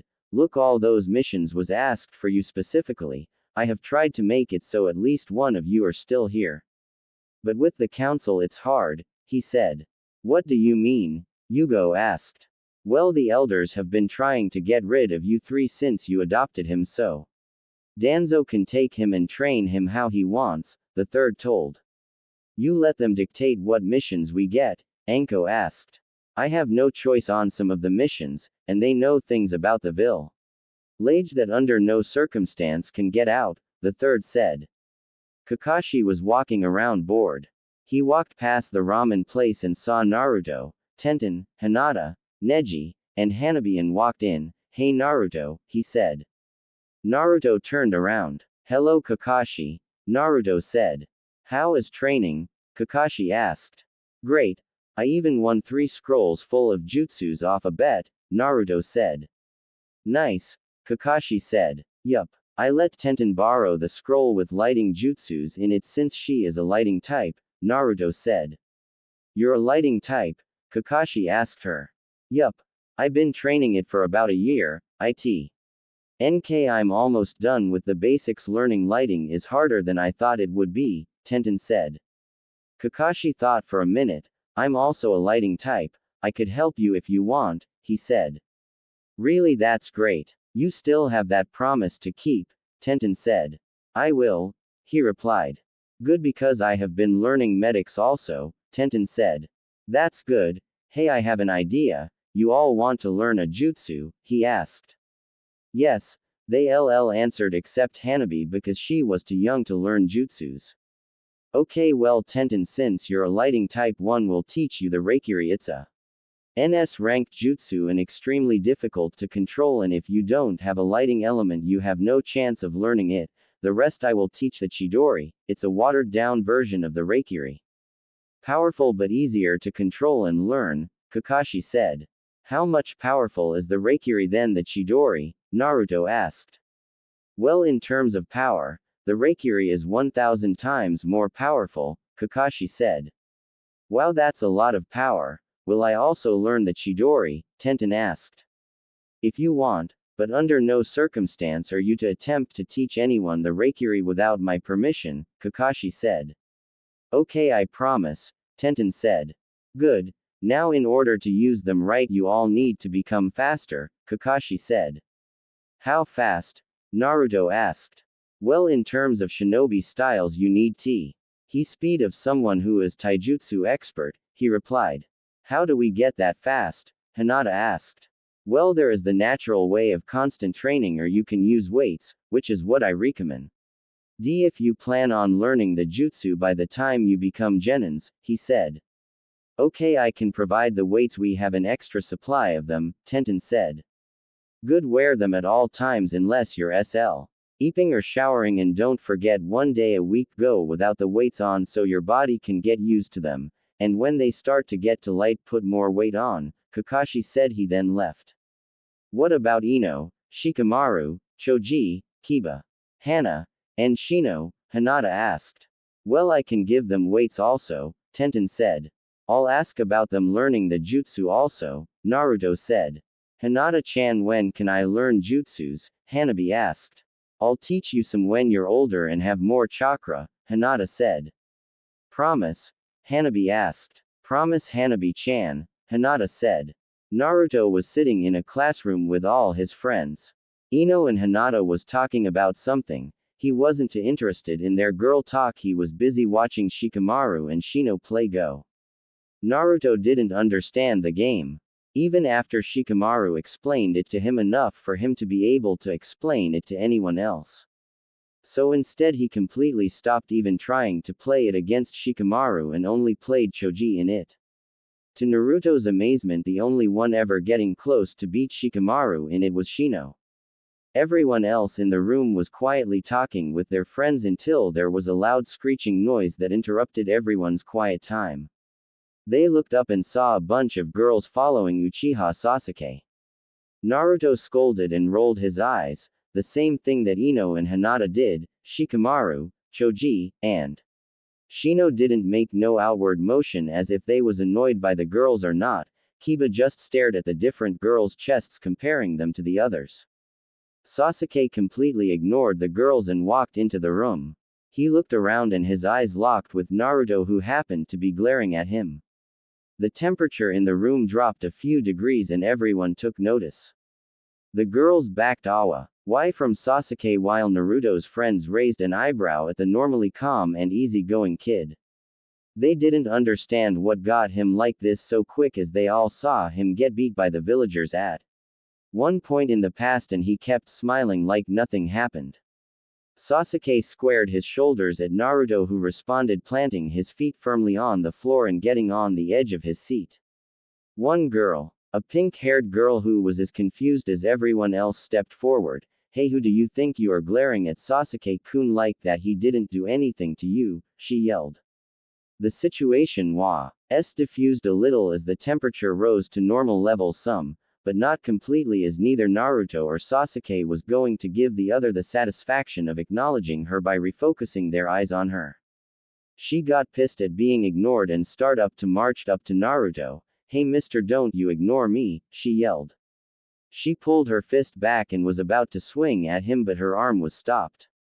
What's your problem with my friend? Hinata asked, with Ino glaring at her. What's his problem with Sasuke-kun? She countered. That's between him and the Uchiha and have nothing to do with us, so don't interfere or we will interfere, Ino said. Like I'm scared, she replied. Do you have any idea who we are? Hinata asked. Should I? She asked. Yes, you're talking to both the Hyuga and Yamanaka heirs, Hinata said. I see, she said. You should learn not to get involved in things that don't involve you, Ino said. What the hell is going on? Iruka yelled, coming in the room, effectively ending the tension in the room. Nothing, just a misunderstanding, the pink-haired girl said. Well, Sakura, find your seat, Iruka said. Once she was seated, Iruka began. Okay, I'm Iruka A.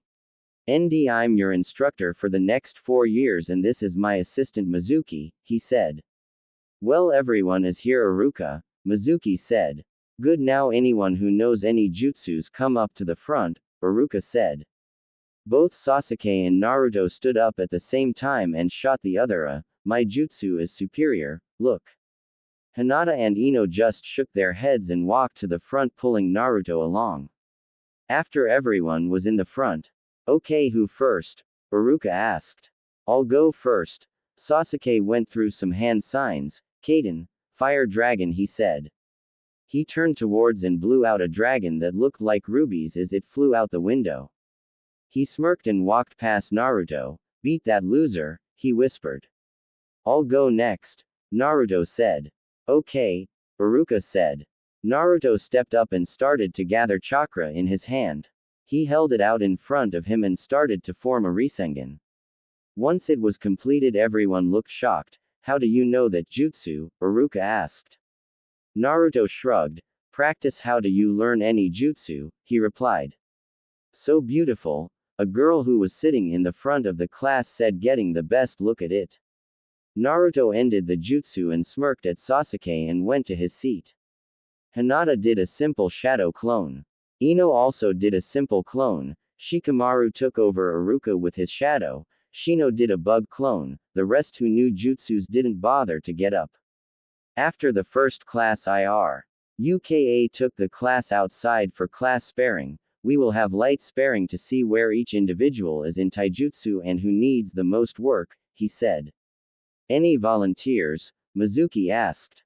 For some reason, everyone stepped back, leaving Sasuke and Naruto to go first. Well, looks like we have our challengers, Iruka said. The two walked to the small boundary and didn't even wait to be told to begin before they attacked each other. They started at a speed that impressed the instructors and most of the students. The ones with no training couldn't keep up with them. They blocked and parried each other first, getting a feel for the other. Then they started to get serious. Naruto got into his snake stance, Sasuke got into his usual Uchiha stance. They attacked each other again, this time not holding back. Naruto swung, which Sasuke ducked under and kicked at Naruto. He redirected the kick with his other hand and did a spin kick. Sasuke flipped back, barely being missed by the kick, and flung 2K Uneyes directly at Naruto, but they was stopped by two Senbons that was flying at Sasuke. The two jumped back and took out a scroll and bit their thumb and swiped blood across the scroll, pulling out a katana and rod, which he named Red Punisher. Everyone on the sidelines was looking at the fight with different emotions. Those who knew Naruto wasn't surprised at all, but those who didn't was really surprised. Those who knew Sasuke, which was basically everyone, wasn't surprised at his skills but more by Naruto keeping up with him. But unknown to all of them that the other kids started to come over and watch the match. The two fighters stood looking in each other's eyes. Sasuke had his Sharingan blazing. Naruto's normal cool welcoming sky blue eyes was now cold and deadly and dark. They charged each other with their weapon and exchanged powerful blows. Each blow produced a spark and loud clank. Naruto swung his rod around his body and brought it down with all his might on the spot that Sasuke was standing at. Sasuke quickly jumped to the side and went airborne and came down where Naruto was with the tip of his katana pointed down, ready to put it completely through Naruto. Naruto rolled under Sasuke just as he was about to hit. Sasuke started to reach for all his power. Slowly and unknowingly sparks of lighting started to form from his chakra around his body and katana.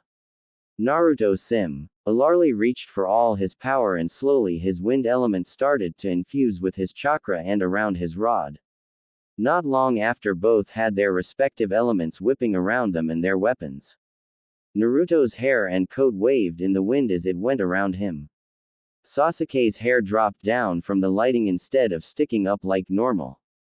The two charged again. Naruto grabbed the end of his rod and swung it at Sasuke, who used his katana sheath to block the rod and came around with his katana.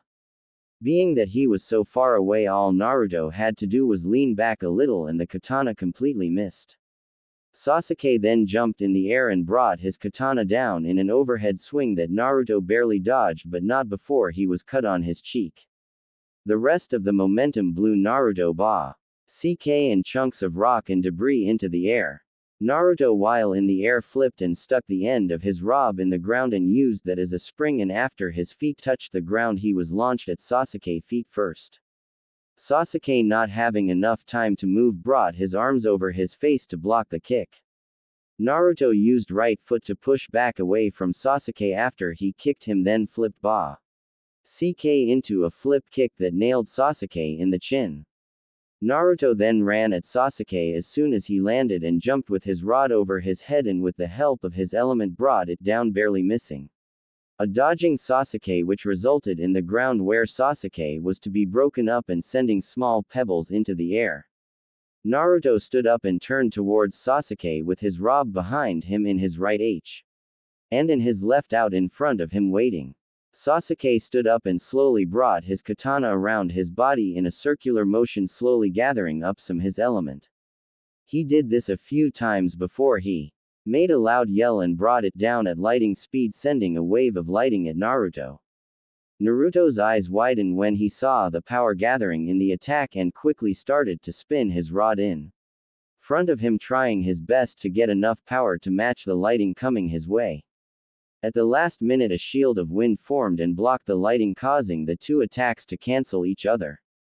There was a bright flash, and when the light died down, both Sasuke and Naruto was leaning on their weapon for support, but neither would give up until the other was clearly beaten. Sasuke put his katana in his sheath and pulled both to the left side of his body and bent to the side so that Naruto wasn't able to see his katana handle, getting ready for his final attack. Naruto stood straight up and pulled his rod out of the ground and slowly spent it around his head, gathering up power for what he knew would be his last attack. After he gathered all the power he had left, he dropped his right arm behind him with his rod in it and charged at Sasuke. Sasuke charged at Naruto at the same time. Once the two was close enough, they both unleashed their strongest attack. Naruto flung his entire body, bringing his rod overhead and down at Sasuke, who responded, pulling his katana out with lightning quick speed at Naruto in an across-the-body slash. When both landed on the ground, they stood up as if they knew they won. Then unexpectedly both their weapons fell out their hand and then fell face first onto the ground. By this time the entire academy was out watching, and everyone was amazed by the power and skill they both had. Even Naruto's friends didn't know he had that much power. Even Naruto and Sasuke didn't know they had that much power. Everyone just stared, no one moving. The sound of two bodies hitting the ground snapped some of them out of their trance. Naruto, Sasuke, Hinata and Sakura yelled, running over to the respective boys, followed by everyone else. Mizuki, get Sasuke. We need to get them to the hospital. I'll take Naruto, Iruka said. Right. Mizuki quickly grabbed Sasuke and the two Chunins left for the hospital. That was the most amazing battle ever, a random academy student said. Hinata, did you know Naruto had that much power? Ino asked. No, I don't think he knew he had that much power, Hinata said. Wow, good thing I was able to record this. I'll have copies for everyone by tomorrow, the class nerd said. No, we need at least 3 copies right now, Neji said, walking up. Well, I recorded it also, someone else said. We need 2 more copies, one for both Naruto and Sasuke and another to show the Hokage, Neji said. We have one, someone yelled. Neji looked at him. Are you even an academy student? He asked. No, me and my friends just peeping to be looking for something interesting to record when they started their fight. You can have these copies, he said, giving them to Neji. I'll get one from that guy when he finish recording them, he ended. Good, let's go. Sakura grabbed Sasuke's katana. We need to get to the hospital, Hinata said. Then everyone in their class plus Tenten and Neji ran to the hospital. Neji gave Sakura a tape to take to Sasuke's room and followed Hinata to Naruto's room. They reached the room and was surprised at how injured Naruto was. In Sasuke's room, Sakura and everyone who came with her was just as surprised. Soon the Hokage, Kurenai, Anko, Yugo, Fugaku, Makoto, and Itachi all came into the hospital. The Hokage told everyone to come into one room. After everyone was in one room except Naruto and Sasuke, he started talking. What happened that got these two in the hospital, both with critical conditions? He asked. Well, I don't know why, but the two don't like each other, and when we first arrived in class there was tension between them, Sakura said. When we went outside for class spars they went first, and well, it's better if you just see it, Hinata said as Neji handed the copy for the Hokage's records to him. You recorded it? He asked, taking the tape. Well, no, but someone looking to pass the time did, Neji said. I see. The Hokage put the tape into the recorder and pressed play. An hour later the battle ended and left everyone who didn't see it in shock, and everyone who saw it was still amazed by their power. When did Sasuke fully develop his Sharingan? Fugaku asked. This morning he didn't. What I want to know is when did he do elemental training for lighting? He had just finished basic fire elemental training last night, and now he looks to have almost complete not complete control of lighting element, Itachi said. That was one of the most exciting fights I have seen in a while, and I didn't even get to see it in person, Anko said. How is Naru-chan able to control his wind element to such a degree? He only just finished basic wind training a few days ago, Kurenai said. I don't think they did that knowingly, Yugo said. What do you mean? Makoto asked. She is right, with shinobi as young as them when you're still learning. Sometimes if you fight someone who you think can match you based off skill, they will sometimes unlock hidden potential. In this case we saw that they both have potential to be extremely powerful, the third said. So Sasu-chan doesn't know he unlocked his lighting element? Makoto asked. Well, he do, but when they octed it went unnoticed by both of them until after the first attack with the increased power, the third said. So what will we do? Kurenai asked. Well, right now we can't do nothing, but I can assure you with this battle both kids might be in danger if Orochimaru gets wind of this, the third said. He wouldn't come near my son or I'll kill him, Makoto said. No, he won't come in the village himself, it would be too dangerous, but he will send agents to try and recruit them, the third said. Well, we don't have to worry about Naru-chan, he knows how to spot a trap or genjutsu a mile away, Anko said. Sasuke is the same. As long as he don't let his anger cloud him, he will be fine and will be able to uncover any trap and genjutsu, Itachi said. Well, now I bet you all want to get to the kids so you can go. I'm going to file this tape, the third said, then left. Hey kid, let me get one of those tapes, a guy whispered. The kid making copies of the fight turned around. Okay, here you go, he said, giving the guy a tape. The guy took the tape and vanished. He arrived in Bear Country. Jiraiya, what the hell are you doing now? Tsunade asked as he walked into a casino she was in. I have something you might want to see, he said, showing her the tape. Okay, there are plenty of TVs around, pop it in, she said. An hour later, everyone in the casino was amazed by the fight. Are you sure those was the Uchiha and Minato's Gaki? Tsunade asked Jiraiya. Positive, I was there for the entire thing.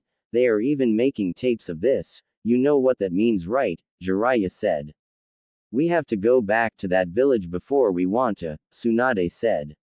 Huh, no, I was thinking that this kid might be greater than Minato, Jiraiya said. Jiraiya, think about it, we was able to get copy and we are not even supposed to be in the village. What's stopping Orochimaru and Iwa from getting a copy? Tsunade said, smacking him in the head. Shit, you're right, I don't want to face that council, Jiraiya complained. Stop complaining, Tsunade said. Where is Shizune? Jiraiya asked. At the hotel. Let's go get her, Tsunade said. Jiraiya got the tape and they went to the hotel. Shizune, we need to go, Tsunade said. Go where? She asked. To Konoha, Tsunade said. I thought we wasn't going there until this kid becomes a genin, Shizune said.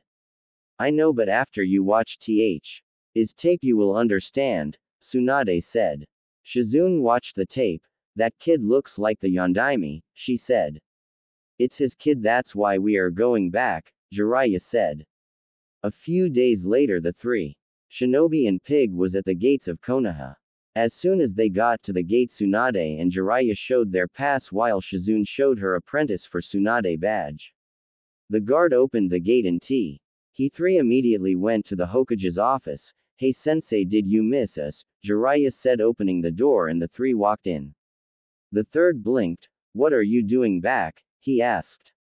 First off, this is our home village and we can leave and come as we please. Second, have you seen this tape? Tsunade asked, taking the tape from Jiraiya. It reached you too. This can't be good, the third said. That's why we are back. You're too old to do what needs to be done, Tsunade said. Tsunade-sama, you shouldn't talk like that, Shizune said. What, I'm telling the truth, Tsunade said. How low are you staying here? The third asked. Don't know. What we want to know is where he is, Jiraiya said. Hospital still, the third said. Well, let's go. Shizune, you coming to the hospital, pervert? Tsunade asked. I guess hopefully I can delay seeing their faces, Jiraiya said, following Tsunade. Kurenai, Anko, and Yugo was sitting around Naruto's bed. Each had their head on the bed trying to sleep. They didn't leave the room since Naruto was put in the hospital. The only thing they left for was to shower, eat, and the bathroom. But they did kick Hinata, Ino, Hana, and Tenten out, man. Why times as they tried to stay here as much as they could. Naruto haven't woken up either, which made the three more worried and protective over who came to see him. The door slowly opened and someone stepped in, being worried for Naruto. Extremely tired, and on edge from lack of sleep, all three kunoichis went into their pouch and pulled out a kunai and threw it at the intruding person. The three kunais was met midair by three kunais making a clank, which caused the three kunoichis to turn and look at who it was. You three look like you haven't slept in at least 5 days, Tsunade said. We feel like we haven't slept in 5 days, Anko said. Why don't you go home and get some sleep? Tsunade said. We are not leaving our Naru-chan, Yugo said. Fine, Shizune, you and Jiraiya go get 3 beds for them, Tsunade said. Fine. But know this, I'm not a doctor, so don't expect me to do anything else, Jiraiya said, following Shizune. So can I check him? Tsunade asked, walking closer to Naruto. The three glared at her. Stay away, Kurenai said. Well, you do know I'm a medic and a senin, right? Tsunade asked. I don't care, you could be someone trying to get him while our guard is down, Anko said. Tsunade just sighed. Three kunoichis who is like a cousin to him, I should have known it wouldn't be easy, she thought. Shizune and Jiraiya came back with the beds, we need to put them to sleep so I can check the gaki, Tsunade whispered. The three then vanished and hit a pressure point on the three kunoichis, putting them to sleep. They should wake you in a few minutes, but the comfort of the bed she make they fall asleep, Tsunade said. Just as they got the three on the bed they started to wake up, but fell asleep again. Kurenai woke up hours later and found herself in a bed. She bolted up and looked around. Where's Naru-chan, she thought. She saw his bed was empty and started to panic, until he walked out the bathroom. Naru-chan, are you okay? She asked. Yes, Asan, the doctor said I used too much chakra, he replied. Good, now get over here, she replied. Naruto walked over and climbed in Kurenai's bed. As soon as he was on the bed she hit him in the head. Don't ever scare us like that again, she yelled, waking Yugo and Anko up in the process. Ow, cousin, that hurts, Naruto complained.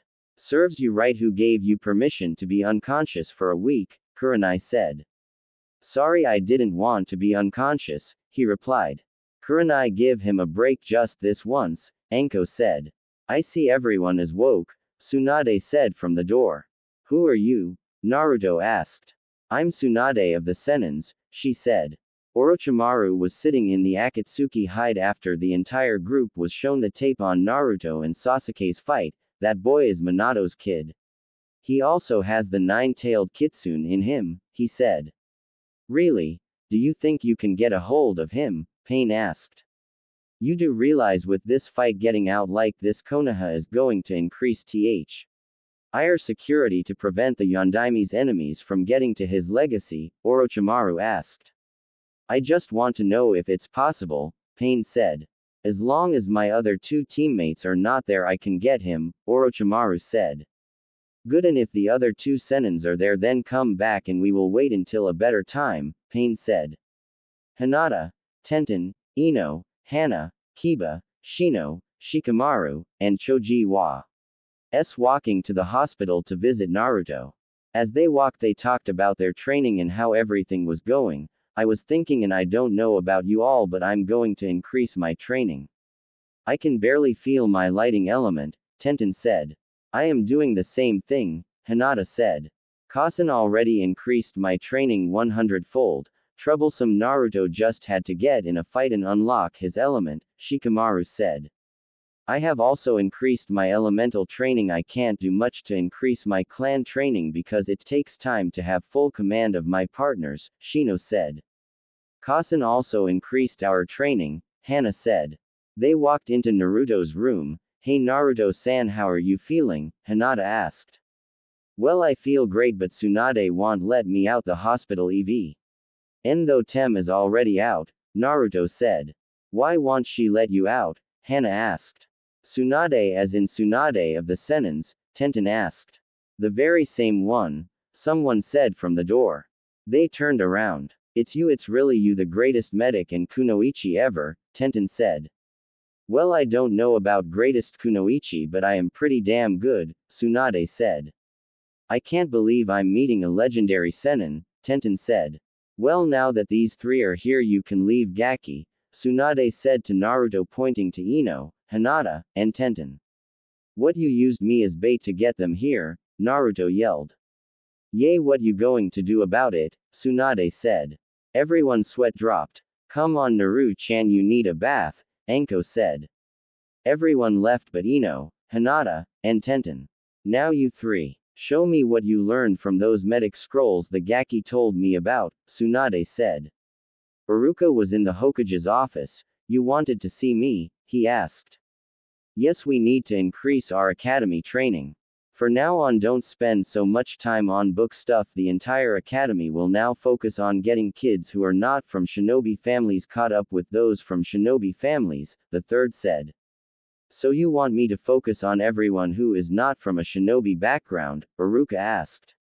Not just you, every instructor will do it, the third said. Jiraiya stood outside the council office. He knew he had to go in there, but that didn't mean he wanted to. Besides, Tsunade wasn't here, so he still had time to make up an excuse. He looked around and didn't see anyone and started to sneak away. Here, do you think you're going, pervert? He heard. Damn it, Tsunade, how is it you're the only person ever able to sneak up on me? He said. That's my secret now. Where are you going? You know Sensei wants us at this meeting, Tsunade said. I don't want to see them, Jiraiya said. Tsunade rolled her eyes. And you call yourself a senin, she said. Hey, I am a senin. I earned the title just like you did, Jiraiya said. Then man up and get in there, Tsunade said. No, I don't want to see those old bastards, Jiraiya said. Tsunade sighed and grabbed the back of his shirt and dragged him in. Why do you make this harder on yourself? Why are both my teammates idiots? She said. Hey, don't compare me to Orochimaru, Jiraiya yelled. Then stop acting like a spoiled brat, Tsunade said. She continued to pull him in the room. Sorry I'm late, Sensei. I found him trying to sneak away, she said. You didn't find me because I wasn't lost, Jiraiya protested. You came back, Homura said. You still alive, retorted Jiraiya. Why did you come back? Koharu asked. Why does it matter? Replied Jiraiya. What the hell happened the last time you was here, Jiraiya? Tsunade asked. Those old bastards, Jiraiya said. You washed up pervert. I will make sure you regret the day you crossed me, Danzo said. You can try. Wait, I forgot you're still hiding behind your little root organization, Jiraiya said. They was disbanded and you know it, Danzo said. Is that so? Don't tell me you forgot I'm the spy master of Konoha, Jiraiya said. Okay, will one of you tell me what the hell happened? Tsunade yelled. Okay, I'll tell you, Jiraiya said. Flashback. Jiraiya was just leaving the Hokage's office after another failed attempt at trying to adopt Naruto and walked out the building slowly. He didn't know what to do now. Again, the council blocked his attempt to adopt Naruto. This marked the 5th time they blocked him. He sighed. He just knew something was up and that he had to get to the bottom of it. He exited the building and saw Danzo and decided to follow him. Danzo walked all the way to the other side of the village, then through a tunnel outside the village. Jiraiya kept the shadows but close enough to follow him. When Danzo arrived at his destination, Jiraiya got close enough to see what was going on and was surprised to see not only Orochimaru but a masked man who had the Sharingan in one eye. He listened in on their conversation. Danzo, any news? The masked shinobi asked. Well, we blocked Jiraiya from adopting the Kyuubi Gaki again. This is the 5th time we blocked him and Tsunade from adopting him in the last 2 years, Danzo said. This could become a problem if they continue to try and adopt him, Orochimaru said. I agree, said the masked nin. Maybe we could get one of them banned. Hopefully, Jiraiya, Danzo said. Maybe, but that would be extremely difficult as he is a senin and technically is above Hokage's laws, so to ban him you need the daimyo's approval and that will be impossible, Orochimaru said. Any ideas? Danzo asked. The only thing you can do is force him away, Orochimaru said. But is that possible? The masked nin asked. I don't know, Toby. Jiraiya is a hard person to force to do something when he has his mind set on something, Orochimaru said. Ain't all the senins? Toby asked. I have to meet up with Homura and Koharu. We will come up with something, Danzo said. I have no doubt you will. Now how is the Sharingan? Toby asked. Sharingan? Jiraiya thought. Great. I am just out of training, but I will be fine when I need it, Danzo said. Don't let your old age get to you, Orochimaru said. I want. Danzo then left. After Danzo was a few feet in front of Jiraiya, he started to follow him. What are you up to, Danzo? He thought. Danzo reached his next destination. Homura. Koharu, sorry I'm late. The meeting with our 2 informants went longer than I thought, he said. That's fine, Danzo. What news do you have? Homura asked. Well, we decided we need to get Jiraiya away from Konoha, Danzo said. Well, how do we do that? Koharu asked. I don't know yet, Danzo asked. I have an idea, Homura said. What is it? Danzo asked. All we have to do is make Jiraiya look like a liar, he said.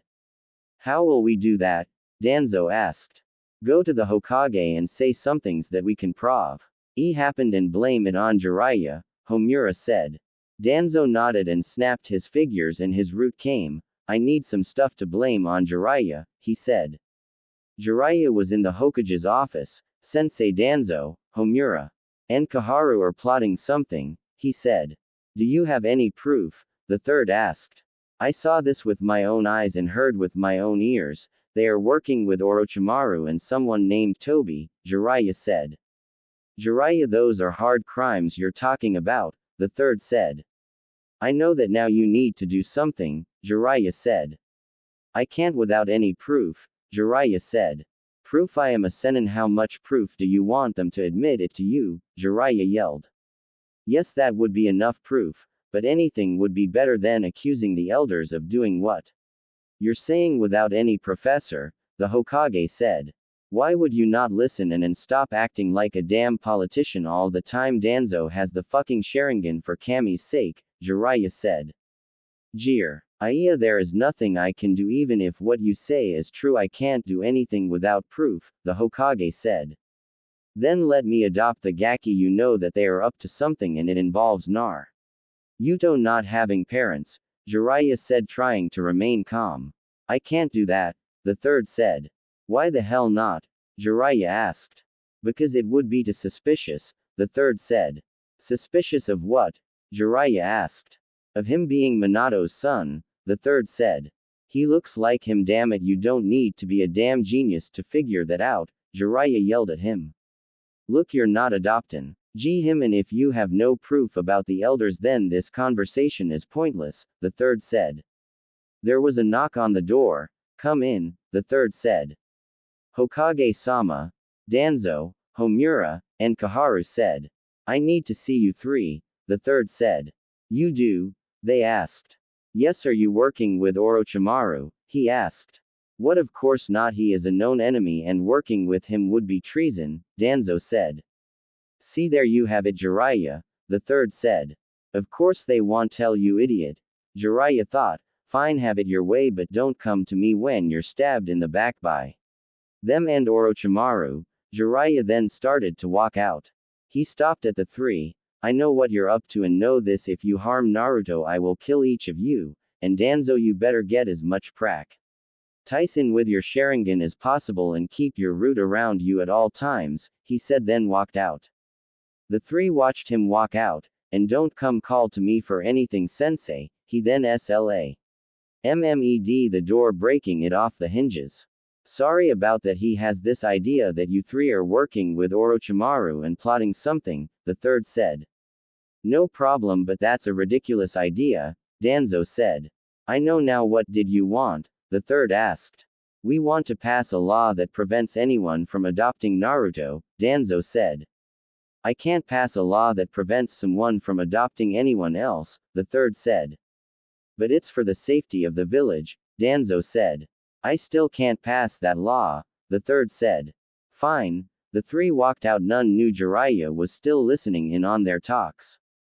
Flashback ends. You're still going on about that, Jiraiya? It was already solved. No one in this village was working with Orochimaru, the third said. That's what you think, Jiraiya said. I can see why you didn't want to come back, Tsunade said. The only reason I did was because I needed to make sure Naruto was being cared for. Once I saw him living with Kurenai, Anko, and Yugo, I started to give him scrolls to help, Jiraiya said. That was you. It's a crime to help him any more than he was getting, Homura yelled.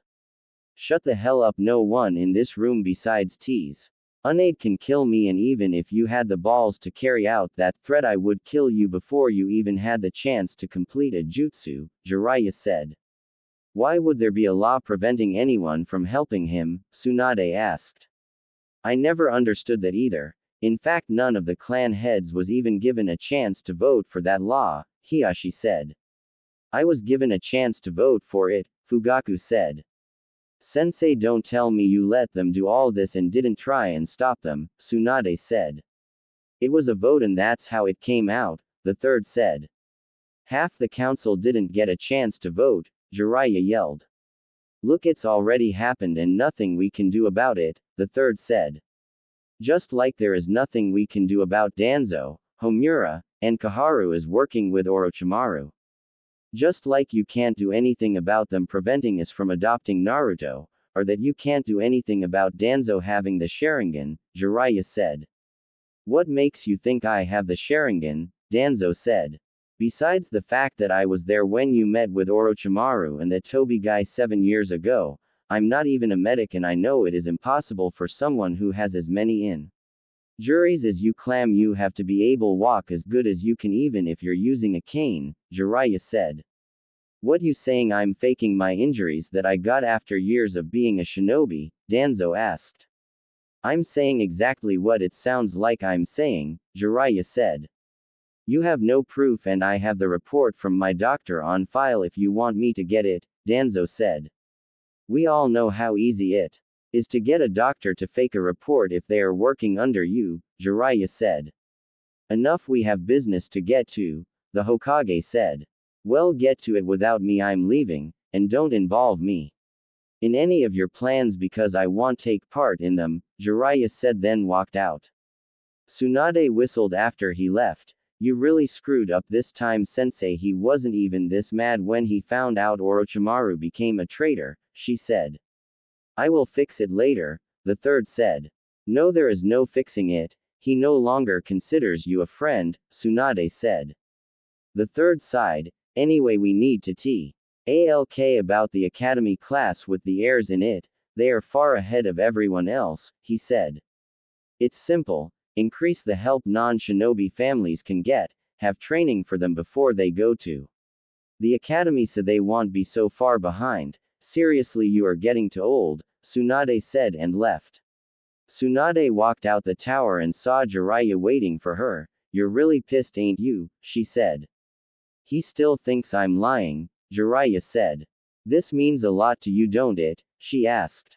He was like a father to both us and he looked at me and basically said I'm lying. How should I feel? He asked. I understand why you're mad. What I don't get is if you knew that something was up, why didn't you take it into your own hands? Tsunade asked. I may be a senin but I can't take on all of Root by myself.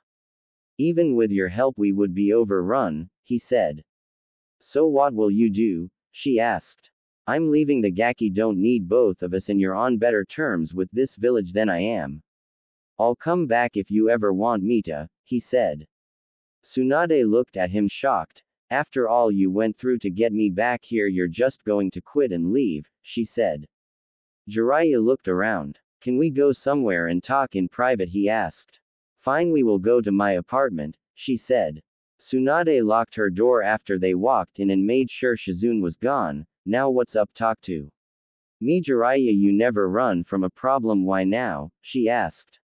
I don't know. I have did everything I can to help him. Now there is nothing I can do, at least not until he is a chunin and I can outred. Why, see, he won't become one as long as Sensei is the Hokage, Jiraiya said. So what are you going to do? She asked again, wanting a full answer from him.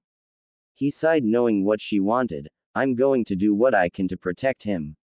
And being in this village might be hurting him. I found out that Orochimaru used to work for this group that's collecting Biju and I'm going to find out more about them, he said. Oh, what do you know about them now? She asked. Not much, but they are all S-ranked mission nins, he said. Okay, but again, why bring me back here just so you can run away? She asked. Because he needs someone who can protect him. Someone more than a normal Junin or Anbu. He needs a Senin. More importantly, he needs you to protect him a lot more than he needs me, Jiraiya said. Is that really why you brought me back? Tsunade asked. Well, no. Also, I needed to spend time with you because I don't know if I will survive what I'm going to do. I needed you to know that no matter what we've been through since Minato died, I still love you and always will, he said. I know that, but why did you need to bring me here to tell me that? Tsunade asked. Because if I would have told you I might die while you was out of the village, you would have tried to stop me from going, he said. Damn right, you can't be going off into danger by your damn self, Tsunade yelled. CTH. Is why I brought you back to the village, because after me you're the last person who can protect him from the council. Our support for Naruto prevented the council doing a lot out of fear of how we would react, and if both of us are dead, who knows what they will do. Besides, you can't leave now because the Gakis have grown close to you. You're like a bachan to all them, he said. Damn it, Jiraiya, you did this on purpose, she yelled. I know. Besides, you need to lead this village this upcoming war. I would, but we know I'm not Hokage material, Jiraiya said. What are you talking about? Tsunade asked. Orochimaru is planning a war in a few years. We both know Sensei won't fight him seriously. You need to be here when he dies and take control, and if I'm still alive I will come back to help, he said. Tsunade looked at him. Listen here, you pervert, you better not get yourself killed before I see you again, she said. I'll try not to, he said. She hugged him. Be careful, Jiraiya. And remember, I love you. She then kissed him and watched as he jumped out her window. Be careful, she whispered one last time. Tsunade arrived at Naruto's. Hey, open up, she yelled, banging on the door. Naruto ran downstairs in his bath towel and opened the door. Sorry, Kasen is asleep, he said. All three of them? Tsunade asked. Yes, they wake up late when they have the day off, and it's rare they all have it off at the same time. I'm so excited we get to do a lot of stuff together, he said. Tsunade laughed. I bet now go get dressed, Gaki, and wake them up. I have some important things to tell them, she said. Naruto ran upstairs. Tsunade heard a bunch of bumping and a few loud, "Get out of my room, Naru-chan," before they all finally walked downstairs. You three are hard sleep. RS when you want to be, she said, looking at them. Well, when you only get one off day in 2 weeks you will be too, Kurenai said, rubbing her eyes. Why are you here so early anyway? Anko asked. We need to talk. You need to know exactly why Jiraiya stayed away for all those years, Tsunade said. The four sat down. Okay, Yugo said. Tsunade told them everything. Is all that true? Anko asked. I will believe it is. Jiraiya wouldn't make up this. Besides, he went through a lot to get me to come back to this village and on the verge of begging me to stay here and protect him from the council, Tsunade said. So what will we do? Kurenai asked. Well, hopefully he will be okay, but in the meantime I need you to train as much as possible from at least the next 3 years, Tsunade said. Wait, so Gigi is gone? Naruto asked. Yes, Tsunade said. And Gigi Hokage was the reason he left? Naruto asked. Partly, Tsunade said. But why? Naruto asked. Because he didn't believe what Jiraiya said about Danzo, Tsunade said. Who is Danzo? Naruto asked. He is the mummy man on the council, Tsunade said. Naruto, though, for a minute, the man who walks with a cane, he asked. Yup, Tsunade said. That's no cane. He almost cut me with it before, and his eye spins like Kakashi's, Naruto said.